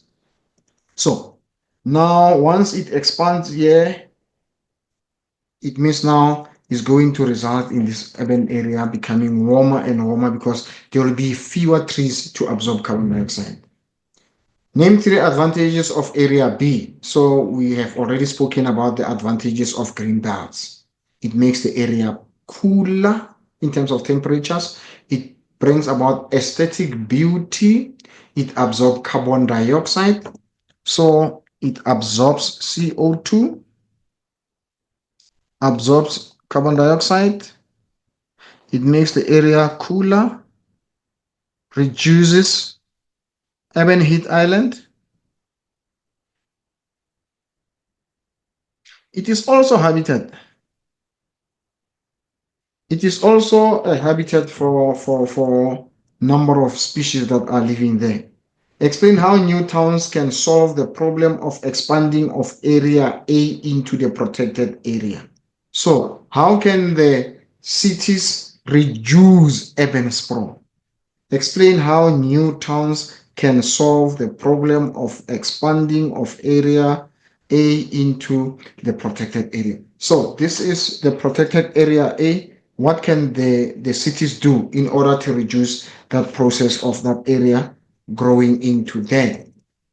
So they can have legislations that are going to stop the expansion.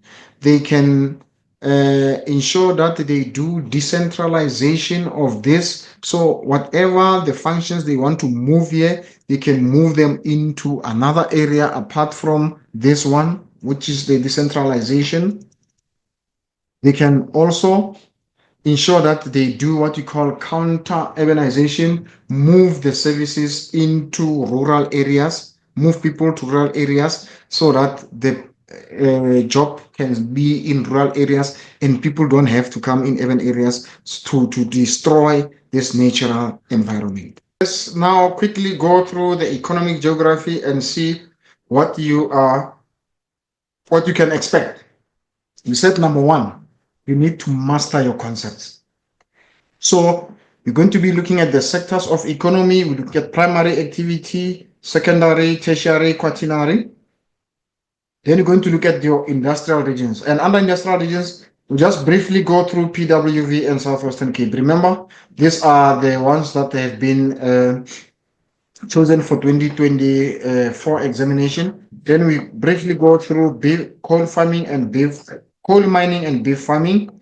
And we look at your SDI and IDZ, the West Coast and the Saldana IDZ. Then we look at the formal sector. Then we look at food security and food insecurity. Without much waste of time, let's quickly go through the questions that we have here. It says, choose the correct weights or weight given in brackets, write only the weights next to the question number in the answer book, e.g., okay, light industry. Now, let's look at here, 2.2.1, industries that cover large area and tend to cause more air pollution. That will be heavy industries. A power station is an example of raw material orientated because a power station is built closer to the coal mine. The location of food-loose industries is not determined by the location factors such as raw material or transport or market. So a food industry is an industry, its location is not influenced by either the raw material or the market. It's called a food-loose industry. But what you should know with the ubiquitous industry, ubiquitous industry is an industry that can be found anywhere, but so long as there is a market. But when you look at the food loss, it's not influenced by raw material, transport, or market. But ubiquitous industry is influenced by the market. Light or heavy industry can be located around the CBD. It will be light industry. Heavy industries are located far from the CBD because they cause a lot of pollution. Market raw material orientated industry generally produce low order and perishable goods. Those are your market orientated, like your bakery. Your bakery is a market orientated industry because it is located closer to the CBD, or which is closer to the market. So when we define a market orientated, in definition, you say it's an industry located closer to the customers. That is your market orientated. So the customers for this industry will be the CBD. The bridge industry or raw material orientated industry are located near harbors where raw material are imported. So it cannot be raw material because it speaks of a bridge, which means it will be for transportation. So it is the bridge industry. Ubiquitous or market orientated industry like telecommunications are not determined by any specific location requirements. So it cannot be market orientated because market orientated it's influenced by something specific there. The specific that influence market orientated is the availability of customers or the market. But ubiquitous industries like telecommunications are not determined by any specific location requirements.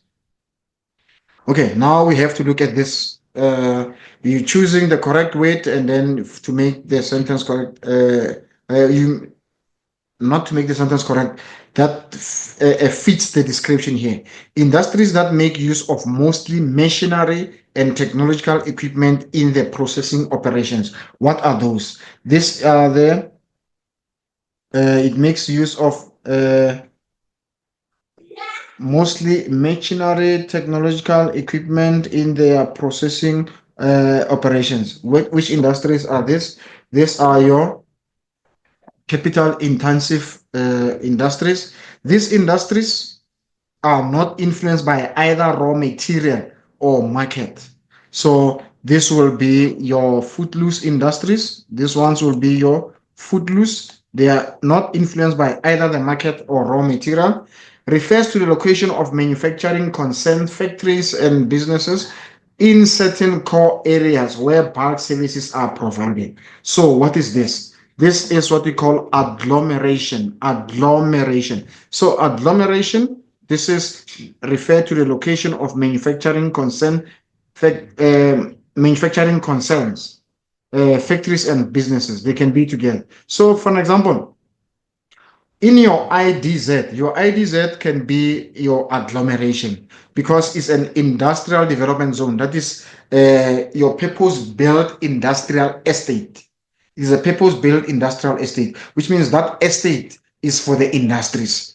So your IDZ is an example of agglomeration. When you go to a shopping center or a shopping mall is an agglomeration because these businesses, there are businesses that are together there. It is agglomeration. Refers to the location of manufacturing concerns, either factories and businesses in certain core areas where bulk services are provided. So it can be you go into a shopping center. When you go to a shopping center is an example of agglomeration because all the shops are, even if the shops are not doing the same thing, but they're not selling the same product, but all shops are selling products. So that's agglomeration. So you must differentiate between agglomeration and centralization. Now, when you speak of centralization now, we're referring to now, there must be the city center. When you speak of centralization, there must be a city center that we are referring to. But when you're speaking of agglomeration, we're simply referring to coming together of those businesses. And on top of that, there is another concept that we call amalgamation. Amalgamation. So the first thing that comes to my head when I speak of amalgamation is ABSA. ABSA, which means Amalgamated Banks of South Africa. South Africa had many banks in previously. It had many banks. So those businesses or those banks, they now lost their names and now they came together to make one business. So that is agglomeration. Not agglomeration, sorry. That is amalgamation because now they have now become one. That is amalgamation. But when you speak of agglomeration, they come together. So you find there is Truworths and there is Woolworths and there is Pep and there is all other shops together. But each shop is independent of each other. Each shop is selling its own products. But once it becomes amalgamation, now they become one thing. Like those banks, your Volkskas Bank, your Pem Bank, you won't know them. Those old banks, they have come together and they lost their name. They lost their individual names and now they used one name, which is called Amalgamated Banks of South Africa. Okay. Now, type of employment where labor is registered. So once they speak of registered, so it simply means that this is formal business. Activities concerned with changing the primary products into a value added. So into a value added one by including labor, energy, premises. So what is this thing here? This is secondary. This one is secondary. We say type of here we said it is formal because it's registered, and then refer to the location of manufacturing concerns. We said this one over here is agglomeration, and we said a shopping center is an example of agglomeration. And then industry that make use of, mostly here we said they are capital intensive industries. And then these type of businesses can locate anywhere. They can locate anywhere. These industries are your footloose industries. They can locate anywhere. Um, Actually, this ones will be not your footloose. This one will be your ubiquitous industries. This will be your ubiquitous industries. Over there, type of industries located at the source of the raw material. Source of the raw material. The question at the source of raw material. So they will be these ones that are raw material orientated. These are your raw material orientated because they are close raw material orientated. Now let's move on to the next question. Match each type of industry. So we did this. We are going to just continue. Vodacom is an example of this type of industry.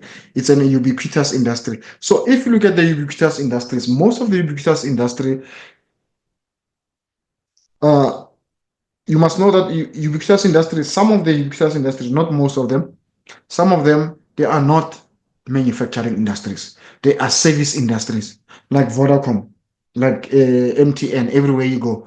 They are service industries. You find them anywhere you go. Vodacom is an example of this. So Vodacom is not a manufacturing industry. It's a service industry. Location is determined by a bulk and heavy raw material. So these ones will be the raw material orientated. Raw material orientated. Vodacom is an example of ubiquitous industry, located in built-up areas as they produce little or no pollution. So which one produces little or no pollution and they can be found? This will be your light industries.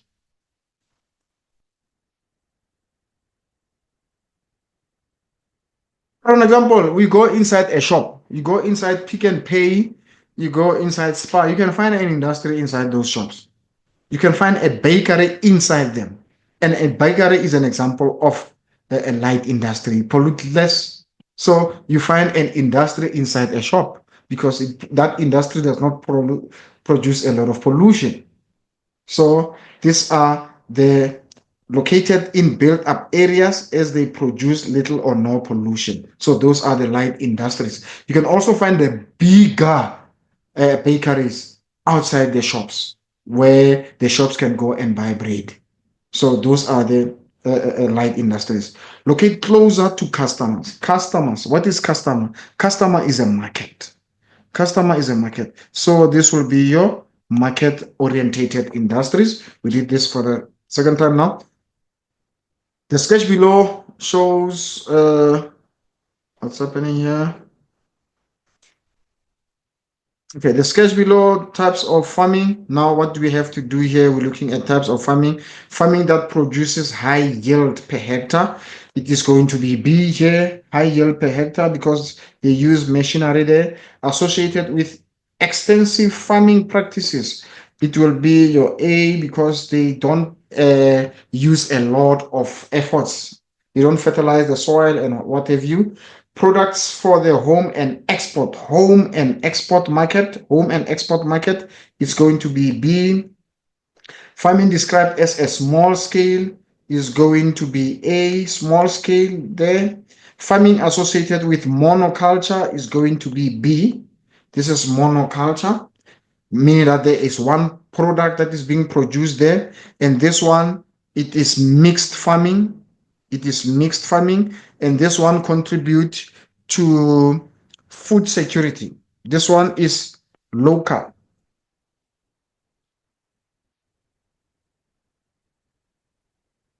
Local food security. This one produces it ensures that there is food security for local communities, but this one ensures that there is food security for the entire country. So this one ensures that there is food security for the entire country. Farming that is capital intensive and uses advanced technology is going to be B. Farming that focuses on food security in local communities. So this one is local communities. This will be A. And farming that produces a low yield per hectare is also going to be A. So local food security, but this one is going to be food security for local and also for national. Okay, food security, you must be able to define the concept of food security. So, food security, when you define food security, you say when everybody in the country has access to nutritious food. When everybody in the country have access to nutritious food. So the food must be accessible. What do we mean by accessible? The food people can must be able to afford food, and people must be able to get where the food is. So that is what food security. Access to nutritious food. When everybody in the country have access to nutritious food to live a healthy lifestyle. And you must know food security has got the opposite, which is food insecurity. When there is a shortage of food or not everybody in the country has access to nutritious food, and there's a danger of famine and malnutrition. That is food insecurity. When not everybody in a country have access to nutritious food, and there's a danger of malnutrition and famine. But food security is when everybody in the country has access to food, has access to nutritious food to live healthy lifestyle. So that is your food security. Everybody in the country has access to nutritious food to live a healthy lifestyle. And then how many people in South Africa experience food security? Okay, this one is extract based. I'm not going to go through that. I'm only going to go through the concepts that can be in the next examination. State one factor that resulted in people being food insecure. So this will be coming from that. So but this also is a concept which we can talk about. What is going to make people to be food insecure? Number one, people will be food insecure because of poverty, because of unemployment. It can be food security because of droughts, because of, okay, the factors that can make people to be food insecure. Number one is high prices of food. High prices of food can make people to be food insecure. Number two, unemployment can make people to be food insecure. Number three, poverty. Poverty will make people to be food insecure. Number three, loss of jobs. Remember, loss of jobs and unemployment is the different things. Unemployed means you don't have job, but loss of job, it means you had job, but now you no longer have a job. So that is loss of jobs. And then number three, you can talk about some natural disasters like your flooding, like climate change. You can talk about the number of factors that are contribute to food insecurity. Which province had a high number of children under the age of 5 living in hunger? So this one, you will get these answers from the extract. I'm not going to look at that. I'm looking at the concept here. Suggest how the South African government can assist household experiencing food insecurity. Okay, this one is a concept that we can discuss. What can the government do in order to help people in to government can assist household experience food insecurity? Number one, can have skill development so that they can produce food. You can train people how to produce their own food, because you cannot keep on feeding people when people, that becomes unsustainable. That becomes unsustainable. So skill development, and also because now we're talking about the people that have food insecurity, we can also talk about uh, and speed up land reform. Make sure that people have land where they can cultivate where they can produce their own food. Speed up land reform. Make sure that people are able to produce their own food. What can the government do? Even if this is not an easy thing. Create employment. Create employment. Creating employment is a very difficult thing, but it is just one of the answers that you can give there. Create employment. Now, what can the government do? The government can attract foreign investment, attract foreign investors. So when the government attract foreign investors, the foreign investors can create can come and create jobs for people. So what else can the government do? I want to avoid the situation whereby we're talking about the food parcels. Okay, you can bring those into question, but these are not sustainable strategies for people. You can talk about the grants, but these are not sustainable. So when we're looking at, remember, we need sustainable strategies. You can give them food parcel. Like I said, skill development, because we don't want to be giving people food. We don't want to be giving people grants so that they can buy food. We need to make people to be self-sufficient so that they are able to produce food for themselves. Also, we can teach them about farming practices. You can teach people about farming practices. You can also encourage you can encourage food garden for people that have some land where they can plant. You can encourage them to do encourage food garden by giving them seeds to grow own food. You see what I'm doing here? I'm avoiding to give the facts that you say give people this, which is not sustainable. I'm avoiding to make people consumers. So in geography, we want sustainable strategies. We want sustainable strategies that can be helping people. If I give you grant today or I give you food parcel today, it means next month I must do the same. But if you have a skill to grow your own food, next time you are able to do it. If you have land where you can grow your own food, it means you are able to do that. If I give you seed today, you grow your own food. The food that you're going to produce is going to give the seeds. Then you can give the seeds, you can take the seeds and grow the food for yourself in future. So that is sustainable. Be careful. You must look to solutions that are more sustainable. I'm not saying these once-off solutions are not solutions, but they are putting a burden on the government. We need to look at the more sustainable strategies. Okay. Now the next one is define informal sector. So informal sector as opposed to informal settlement, this is unregistered businesses. Informal sector simply refer to unregistered businesses. Who is beating the heart of South Africa's inner cities? According to this, it says the informal sector.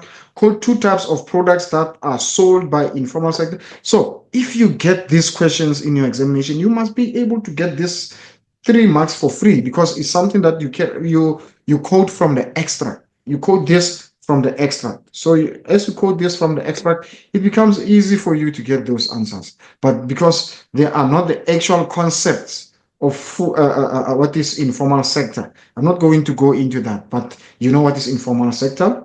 It's a concept that you need to master. It's a concept that you need to master to be able to define.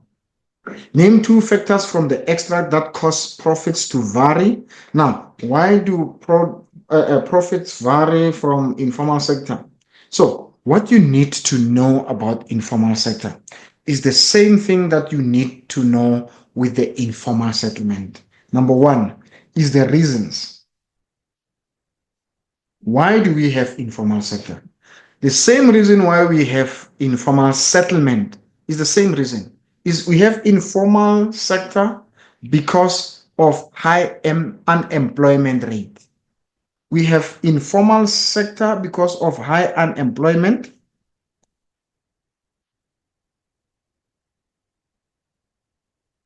We have informal sector because of rural urban migration. We have informal sector because of people losing jobs from the formal sector. That's why we're having informal sector. So you need to know the reasons for informal sector.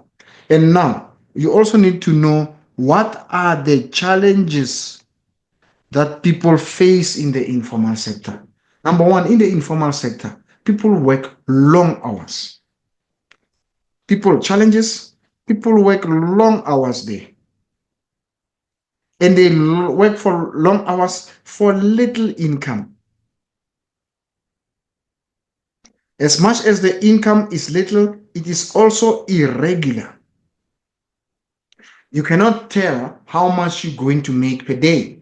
Unlike other people that go to their work, they know my work, I get 3,000 a month, or I get 5,000 a month, or 10,000, or 100,000 a month, or whatever amount I get a month. So those people know how much they get. But the income for informal sector is irregular. Uh, what are the challenges? So some challenges, they can be harassment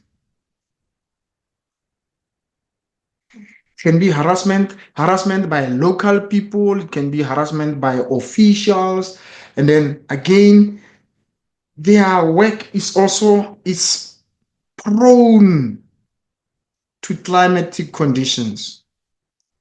Is affected by climate. If somebody is working on the street, if it rains, it means there's no income for them. So that is the challenge that they are facing. Now, for your informal sector, you must be able to also state what are the sustainable strategies. How can we help the people that are working in this sector? How can we make their lives better? The people that are working in the informal sector. Number one, what can we do to help them? We can regulate. Number one, I'm not saying we can uh, register, not register, but regulate. Solutions. Number one, we can regulate.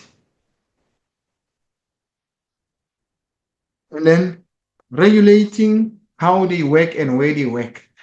Like how, so that they don't affect each other, or they don't affect other existing formal sector, because that, if they affect other formal sector, then there's going to be a conflict, and the conflict, usually the informal sectors are the ones that are losing most.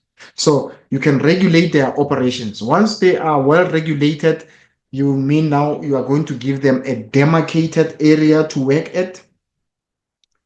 You give them a demarcated area to work at, and then you can give them stalls where they can keep their stock.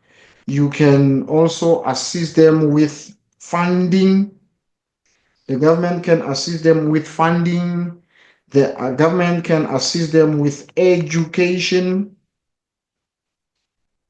education and skill development, education and skill development. So the government can assist them in number of ways. So those are the questions that are concepts that you need to know. You need to know, why do we have informal sector?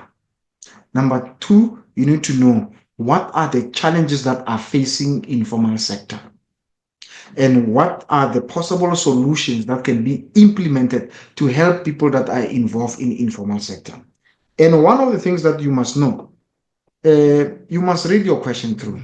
If the question says, what is an informal sector? You cannot say it is a person. You must know informal sector is businesses, is a sector. But when you say what is an informal trader, you must know it's a person who owns an unregistered business. is a person, but sector simply refer to the businesses themselves. So you must be careful how you answer the question. You must answer the question in the context in which the question was asked. Don't just answer the question, because if they say what is informal sector and you say it's a person, you're not going to get a mark. Or if you say what's an informal trader, then you say it is unregistered businesses. A person is not a business. You will not get a mark. So make sure that you read your question through so that you understand what the question say, so that you can answer the question in the correct content, in the correct context. Otherwise, you're going to miss your mark. Okay, now one of the questions or the topics that you're going to do is IDZ. So you need to know a definition what IDZ stands for. IDZ stands for Industrial Development Zone. It stands for Industrial Development Zone. And then as much as you know what IDZ stands for, it stands for Industrial Development Zone, you must also know what is an IDZ, because those are two different questions. What does IDZ stands for and what is an IDZ are two different things. Then you know in IDZ is a purpose-built industrial estate, is a purpose-built industrial estate to promote export. Is a purpose-built, it's a purpose-built, it is a purpose-built industrial estate to promote export. Purpose-built industrial estate to promote export. So that is your IDZ. Name two alternative energy sources in Southwestern Cape used to generate electricity. So those are simply available there. You can see them there. It will be your oil and your gas. They are simply there. It's an oil and gas. But because these are the questions that are based on the extract, it's not the concepts, it's the questions that are based on the extract. We can move through them. Give two reasons why Saldanha Bay has potential for economic growth. So now this one over here is a concept. Is a concept. You need to understand what is going to make Saldanha Bay grow. Number one, it is because Saldanha Bay is the deep port.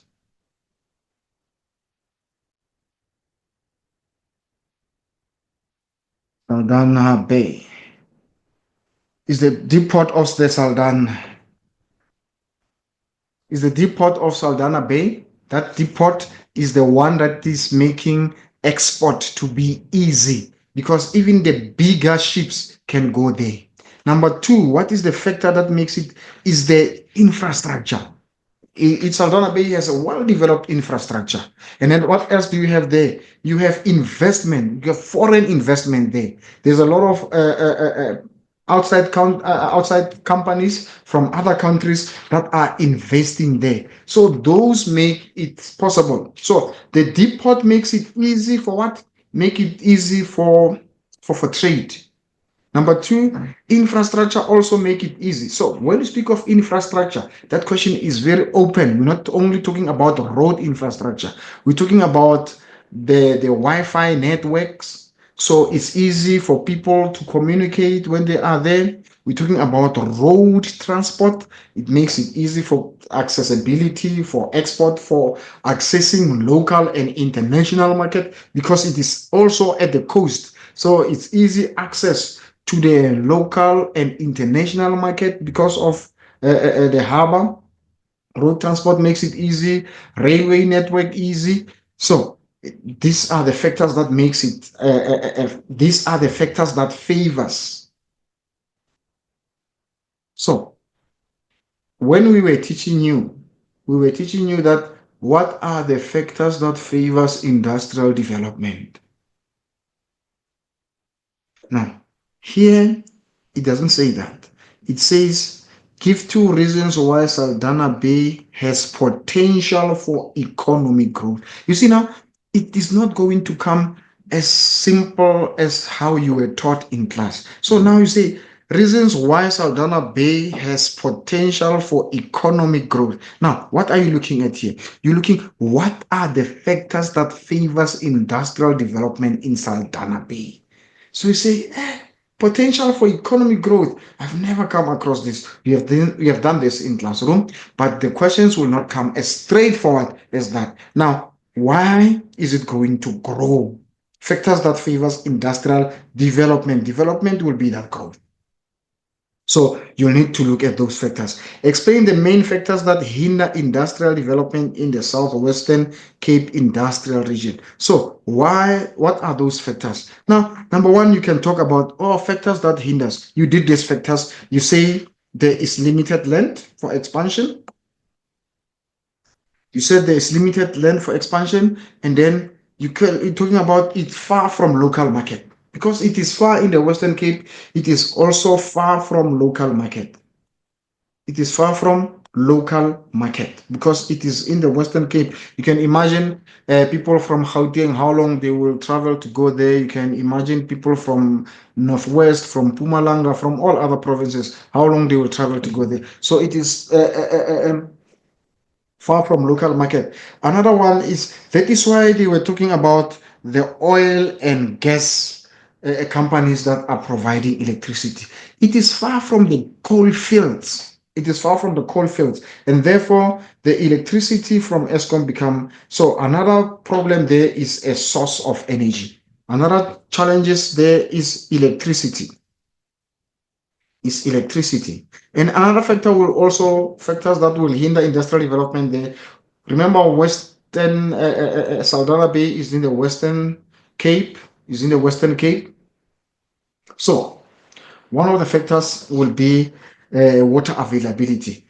It will be water availability because it's on the west coast, so it's influenced by the cold Benguela current. With cold Benguela current, there is less evaporation, less condensation, and therefore less rainfall. So the rainfall decreases when you move towards the west of the continent or towards the west of the country. It increases to the east. So shortage of water will be one of the factors that are going to hinder that. Now, explain two advantages of industrial decentralization for the core industrial regions in South Africa. Explain two advantages of industrial decentralization for the core industrial regions in South Africa. So, with the development, with the development of the IDZ, what did it mean now? It means now the focus is no longer going to be in the core industrial region. Remember, your core industrial region is your PWV, is Durban Pinetown, is Western Southwestern Cape, and is Port Elizabeth Uitenhage. This is where industrialization was centralized. But because of this, it meant now there was a lot of pressure on these areas. And because of that, there was a lot of air pollution. There was a lot of exploitation of resources.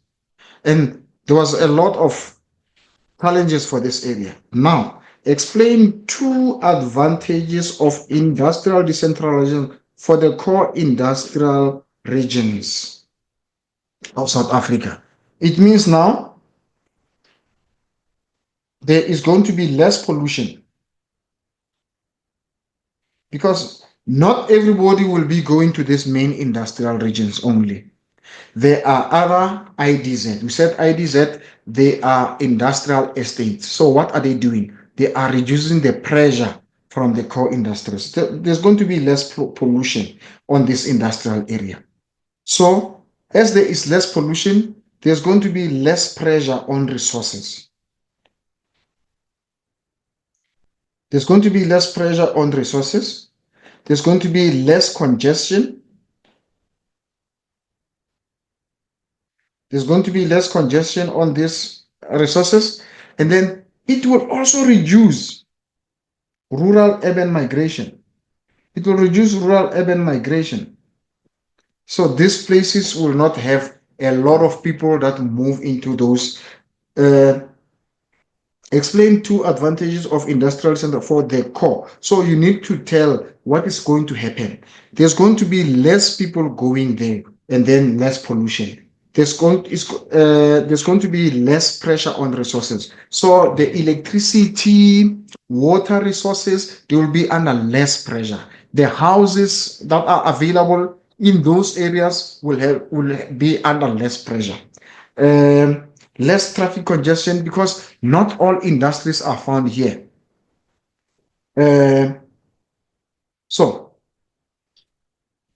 these areas are going to have a less pressure, and therefore it's going to be important for them. So these are the concept. This is a concept that you can expect this kind of questions.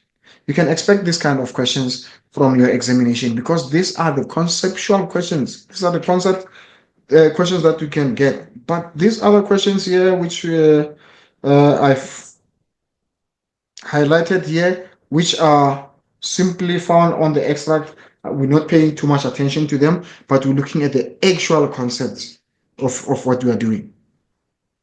Okay, refer to the infographic on beef farming. Okay, identify two provinces that contribute to. Okay, I think this one you need to know where beef is farmed in South Africa. And as you can see here, we see Eastern Cape, we see Free State, KwaZulu Natal, Mpumalanga, Northwest. These are the key areas. But I think KZN is the key one, followed by Eastern Cape, Free State. Those are the key areas where beef is found. So, but most of the questions on most of the questions on the economic geography, especially these parts, will not be questions that come on their own. Uh, they are usually based on either an extract or on an infographic. You can see there's an infographic, there's a table there, there's a graph there, and there's an extract there. So it will be based on something like this, where you can read and extract information from. State the general trend with regard to South Africa's beef exports between 2019 and to 2023. So all you need to do when you're looking at that, you need to look at the trend there. Is it increasing or is it decreasing? So that is the trend that you need to do. State the general trend. So do you say it is increasing or is it decreasing? So that is the trend that you need to look at. Give evidence from the extract. So according to this, the trend there, it is decreasing. But okay, give evidence from the extract that in recent years, the South African beef industry was negatively influenced or affected by okay, physical factor and economic factor. So what you do, you're going to read from this and you will give that based on the extract. It's going to be based on the extract. So now we can simply change this and look at it. What will be the physical factors and what will be the economic factors that can affect beef farming? The physical factors will be things like diseases or the spread of diseases. It can be climate change or it can be drought, it can be floods. Those will be the physical factors. And the economic factors will be factors like unemployment. It will be those factors that can influence beef production. How can small scale beef farming contribute to household food security? So, this is a concept. This is a concept which you need to pay attention to. How can small scale beef farming contribute to household food security? How can it contribute to food security? Beef farming. So, number one, beef farming, it produces protein. It produces protein. So beef farming is going to produce protein for people. We said, what is food security? Food security is when everybody has got access to nutritious food. So beef farming is going to ensure that households have food that are high in nutrition, that have high protein. Number two, can also look at, what are you looking at? Beef farming is going to ensure that there is employment. Employment. So if there is employment, then people can afford food. And then again, beef security. I mean, beef farming is going to ensure that there is skill development. There is skill development. Now, if people have skills, now people are able to work. And if people are able to work, people are able to buy food for themselves. So that is the importance. How can small scale beef farming contribute to household food security? How can beef farming make sure that people have got food for themselves? People, number one, we said people will have nutritious food, will have protein, people will have employment. And when people have employment, people can buy their own food. We said skill development, food security result in skill development. I mean, beef farming result in skill development, because for you to be a farmer, for you to be able to make sure that you produce good quality beef, what must happen? You must have skills. So once you have skills, you can find jobs. Once you get jobs, now you are able to buy food for yourself. So that is how it can contribute. Why will a new beef export market positively affect a country's economy? Why will a new beef export market positively affect the country's economy? So, what does this question mean? What does this question mean? This question means if there are other people who want to buy beef from South Africa, how will South Africa benefit? Why will a new beef export market, how is it going to help? How is it going to affect the country's economy? Number one, more beef will be produced. More beef will be produced for export market. Number one, that's how it's going to boost the economy. More beef will be produced for export market. Now, how is that going to help? There is going to be more employment for people. There's going to be more employment for people. Now, how will this positively affect the country's economy? Now, when you're talking about the country's economy, what are you talking about the GDP. So, what's going to happen to the GDP? This is going to contribute. Is going to contribute to the GDP of the country. It's going to contribute to the GDP of the country, because now there's more beef that is to be produced. There's more beef that's going to be produced. So you're looking at how will a new beef export market? Remember, if you have a certain market and now you have reached your benchmark with your market, you know you are only producing 1,000 or 1,000 cattle, or you producing 10,000 kilograms of beef per month. That's it. And now you know how much you are earning. But if the new market comes, it means now you have to produce more than what you are producing. So if you produce more than what you are producing, you're going to export the products. And when you export the products, you're going to get more money. So that is what it means by this question. Why will a new beef export market positively affect the country's economy? Then let's go to the question. Refer to the extract and map of the Saldanha Bay Industrial Development Zone, or IDZ. In which province is the Saldanha Bay? This should be an easy question. It is in the Western Cape. From the extract, state two industries that IDZ port infrastructure supports. So when you get here, this one is based from the extract. You'll get the answers from the extract. What positive social contribute to this industry? What positive social contributions to these industries? Okay, now this one is a concept. What you need to know, the importance. You need to know the importance of IDZ. What is the positive social contribution to these industries? What positive social contribution do these industries make? What do they make? What is the positive? What do they do? Industries, what do they do? They make sure that there are products for local people. These are the industries. So the first thing is that there's going to be products for local people because there are industries that are manufacturing products. What's the next one? There's going to be job creation. It's going to result in job creation for people. People will be able to work because there are industries around them. What else is going to happen? There is jobs. People are going to earn income. People are going to earn income. What is the importance of the IDZ? It's going to reduce poverty. It's going to reduce poverty. Now, if it reduces poverty, what does it do to the quality of life for people? It's going to improve the quality of life for people.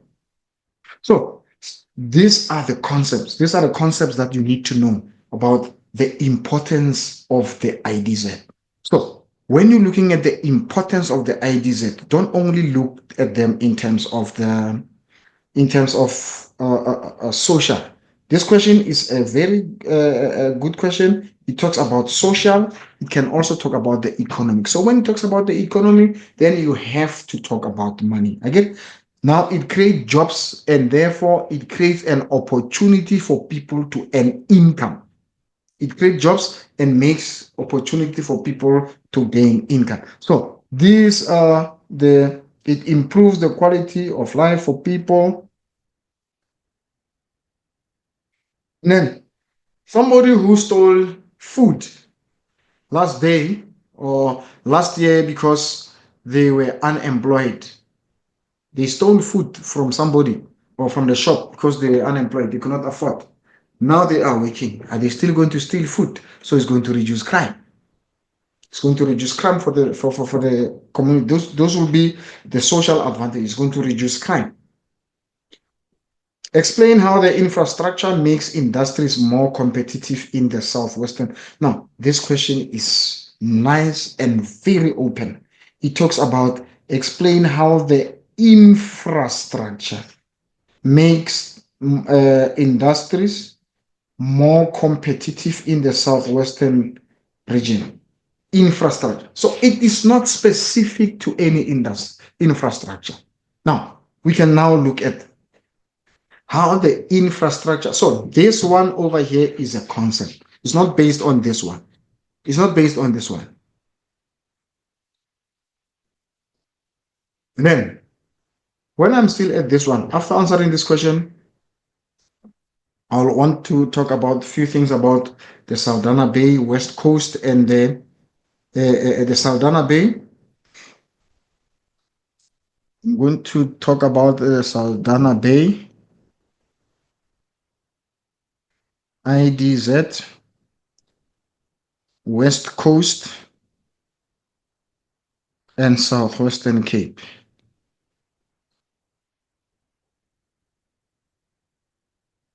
I'm going to talk about this. But firstly, let me start first by going to explain how the infrastructure makes industries more competitive in the Southwestern Cape industrial region. Wow, this is a very rich question, but it's very easy. This is a very easy. So you see 8 marks. So this is a easy paragraph question. This is one of the easiest paragraph questions that you can get in your life. So paragraph questions are not always difficult. Now, let's start first talking about road. Let's start talking about road.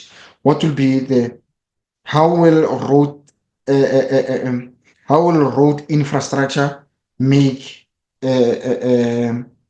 make industries more competitive? So road infrastructure is going to provide access to the local market.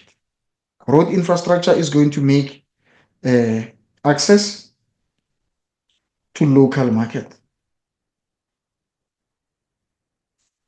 Number two, let's talk about water transport. Water transport is going to make access to international market. It's going to make access to international market. So we're talking about infrastructure. Number one, what else are we talking about here? We're talking about electricity. It's infrastructure. Electricity makes sure that there is manufacturing that's taking place. There's easy manufacturing that is taking place. That is the electricity as type of infrastructure. Number two, what are we talking about? We're talking about road infrastructure. We talk about road infrastructure as accessing local market. Let's now talk about road infrastructure as making easy transportation.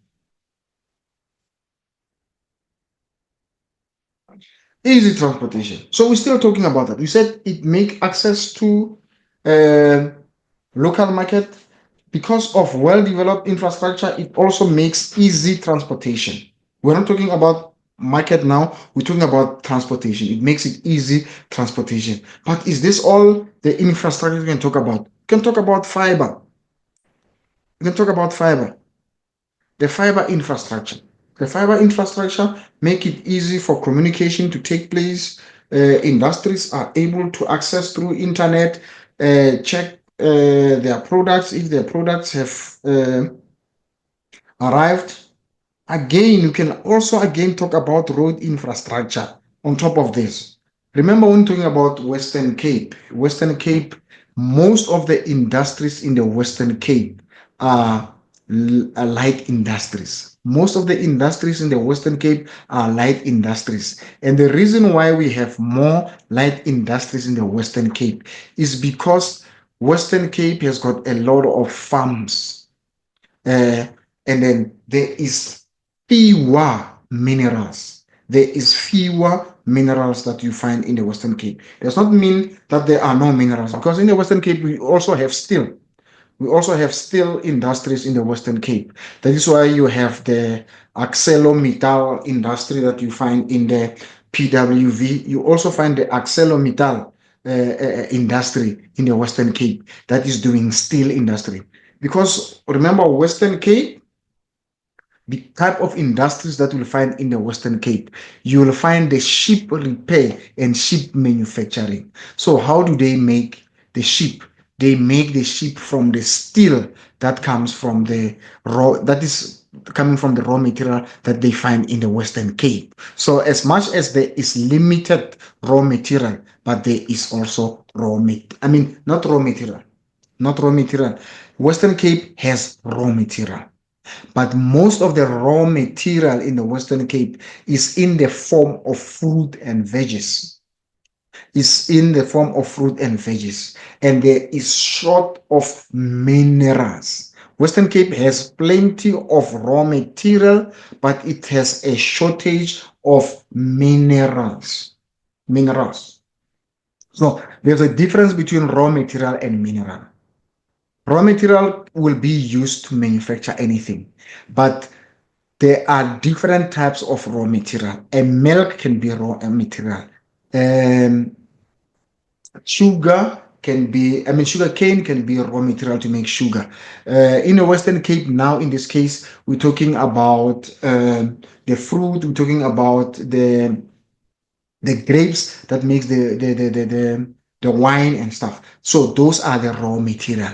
But on top of that, we have other what we call minerals that cannot be consumed. We talk about your iron ore. We're talking or the iron and steel. We're talking about your gold, talking about your platinum. Those are the minerals which are rare in the Western coast or in the Western Cape, but they do have raw material, but in a form of fruit and limited minerals. Okay? I hope you understand the difference between raw material and mineral, because mineral is a raw material, but not all raw materials are minerals. Some of the raw material are not minerals. Now, Road infrastructure will also make it easy. Road infrastructure will also make it easy to transport perishable goods, because Western Cape, we said again, it is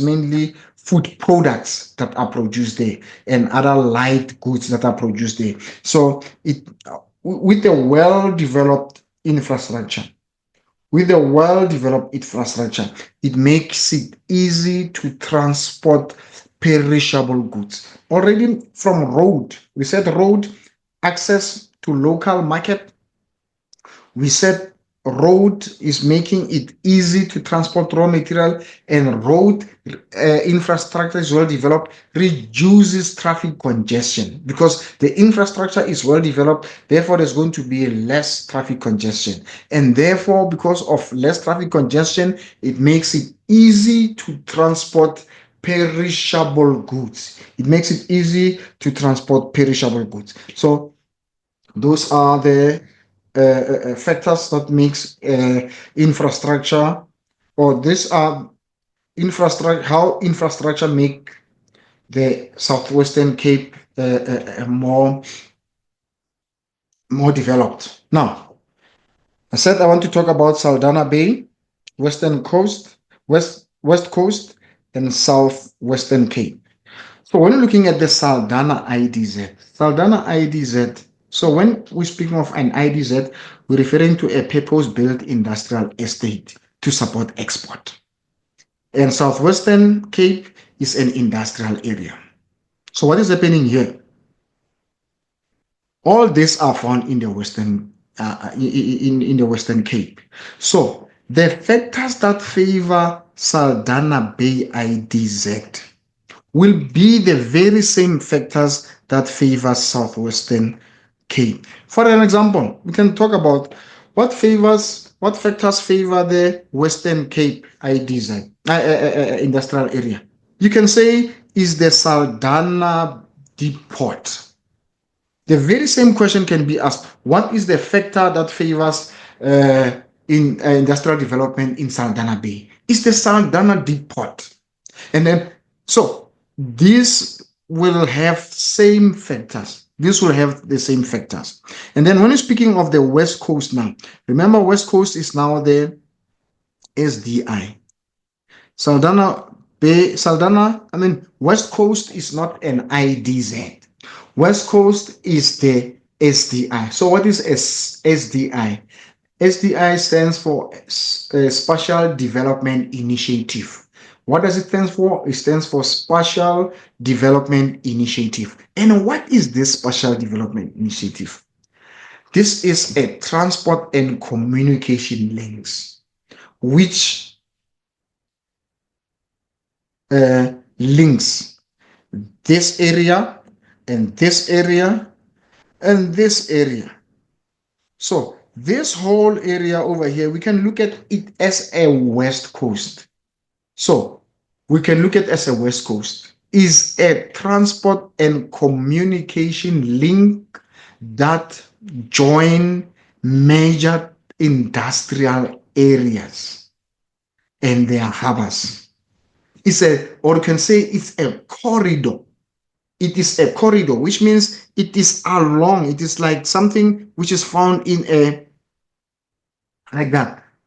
It is more like a it is more like a polygon than a point feature. So you can look at the Saldanha Bay here as a point feature, and you can look at the Cape Town here as a point feature. But now, when you join all these places together with a line, and you join the lines together, you are going to get a polygon. So it's the entire area. So what is actually, or we can look at in terms of the line, because it is a corridor. You can look at it in terms of more of a line than a polygon, because it is joining. So in your definition, they ask you what is an SDI. You say it's a transport and communication network that links main industrial regions and harbors. It is the transport and communication. It is transport and communication links. It is a transport and communication links. What is this transport and communication links doing? It is linking the main industrial areas and the harbors. So this western coast is linking what the Saldanha Bay with Cape Town and all other areas that are found along this. What is joining them is this link. Is this link that we call what we call it an SDI. We call it the West Coast. We call it the West Coast. So it's a link that is joining these places. So it is called the West Coast. It's called the West Coast. So it's a transport and communication link. So what is the transport and communication link doing? It is joining. What is it joining? It is joining these industrial areas, main industrial areas, to their harbors. Or we can say it is a corridor that joins. A corridor is like a passage. It's like a passage. So it joins point A to point B. So that is your SDI, your West Coast SDI. So let's look at the other questions. Here, Southwestern Cape contributes about 15% of the South African's manufacturing sector. Okay, quote evidence from the infographic which shows that South Africa core industrial region contribute to South Africa. I've already read this, so that is the evidence there. That is the evidence because you are quoting. Because you are quoting, now you have to take it from the extract as it is. State two modes of transport in the infographic that make the Southwestern Cape core industrial region attractive to foreign investors. So this is the same thing. Explain how the infrastructure makes industries more competitive. So we're talking about the road. We're talking about the road. We're talking about the water. The thing that we didn't talk about here is the rail, which means we must also bring it in, the rail transport. So you have all sort of transport here. You have road, rail. So the rail will also link this industrial area to other areas. So state two modes of transport here. What are the modes of transport that you can get there? What are the modes of transport that you get there? So you can see something there. You can see something there. So this is your SDI. This is your SDI there. So you must limit SDI here. So what do you see there? You see N7. N7 will be your road. Then what do you see there? You see the airport. And then what do you see there? So you can give the types, two modes of transport in the infographic that makes the Southwestern Cape core industrial region attractive to foreign investment. Foreign investment. So you can look at, you have this and you have the harbor there. So your air and your air and your water transport. The Southwestern Cape core industrial region is dominated by light industries. Why does the Southwestern Cape core industrial area favor the development of light industries? Because number one, there is more orchards that you find there. There is more farms that you find there. There is more orchards that you find. There is more farms. There is also a lot of the wine production there that is taking place there. That is why you have mostly light industries. Give two factors that have limited the development of heavy industries. Number one, there is shortage of raw material.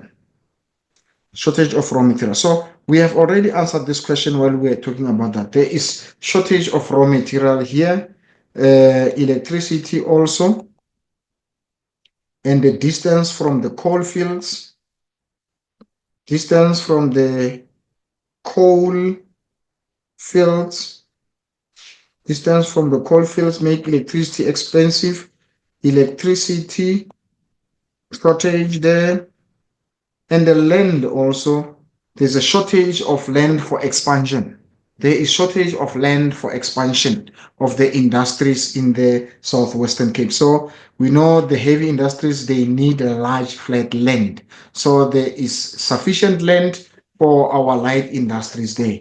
There is a shortage of raw material, not raw material, cancel raw material. I'm very sorry to say raw material. There is shortage of minerals, not raw material. There is shortage of minerals. Please note, minerals and raw materials cannot be used interchangeably. They are not the same thing because there are number of raw materials. Some of the raw materials are minerals. Some of the materials, some of the raw materials are minerals, but not all the raw materials are minerals. Yeah, not all the minerals, not all the raw materials are minerals. Sorry. No, the last thing that you're going to be you're going to write on is going to be on the map work. And then you saw on your map paper one, you didn't write on some of the skills that require you to use the protractors, which is your bearing. Please make sure that maybe you could be writing the questions on that. But now, when you're looking at the map work that you're going to write on, when looking at the map work that you're going to write on, it's going to be mostly on settlement geography.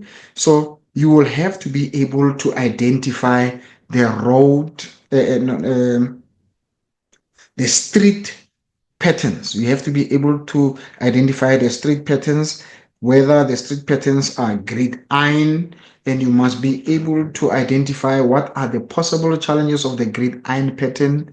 Are the grid iron pattern an example of old residential or new? And then you must also be able to identify.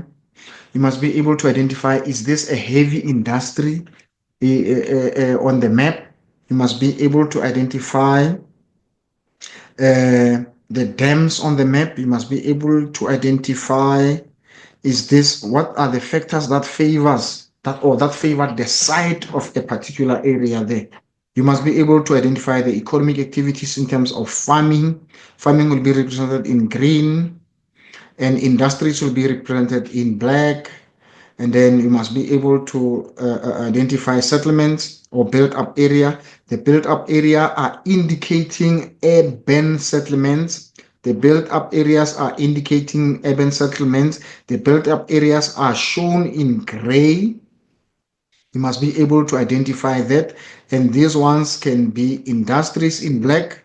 This will be your industries in black or your. So you must be able to identify those in your infrastructure. And then what are you looking at here? You are looking at its N. So when I'm looking at this, so when you're looking at your GIS, what will that information be? Will this information be spatial, or will this information uh, uh, uh, be attribute? So once you see the N, now it describes what type of the road it is. So it becomes attribute.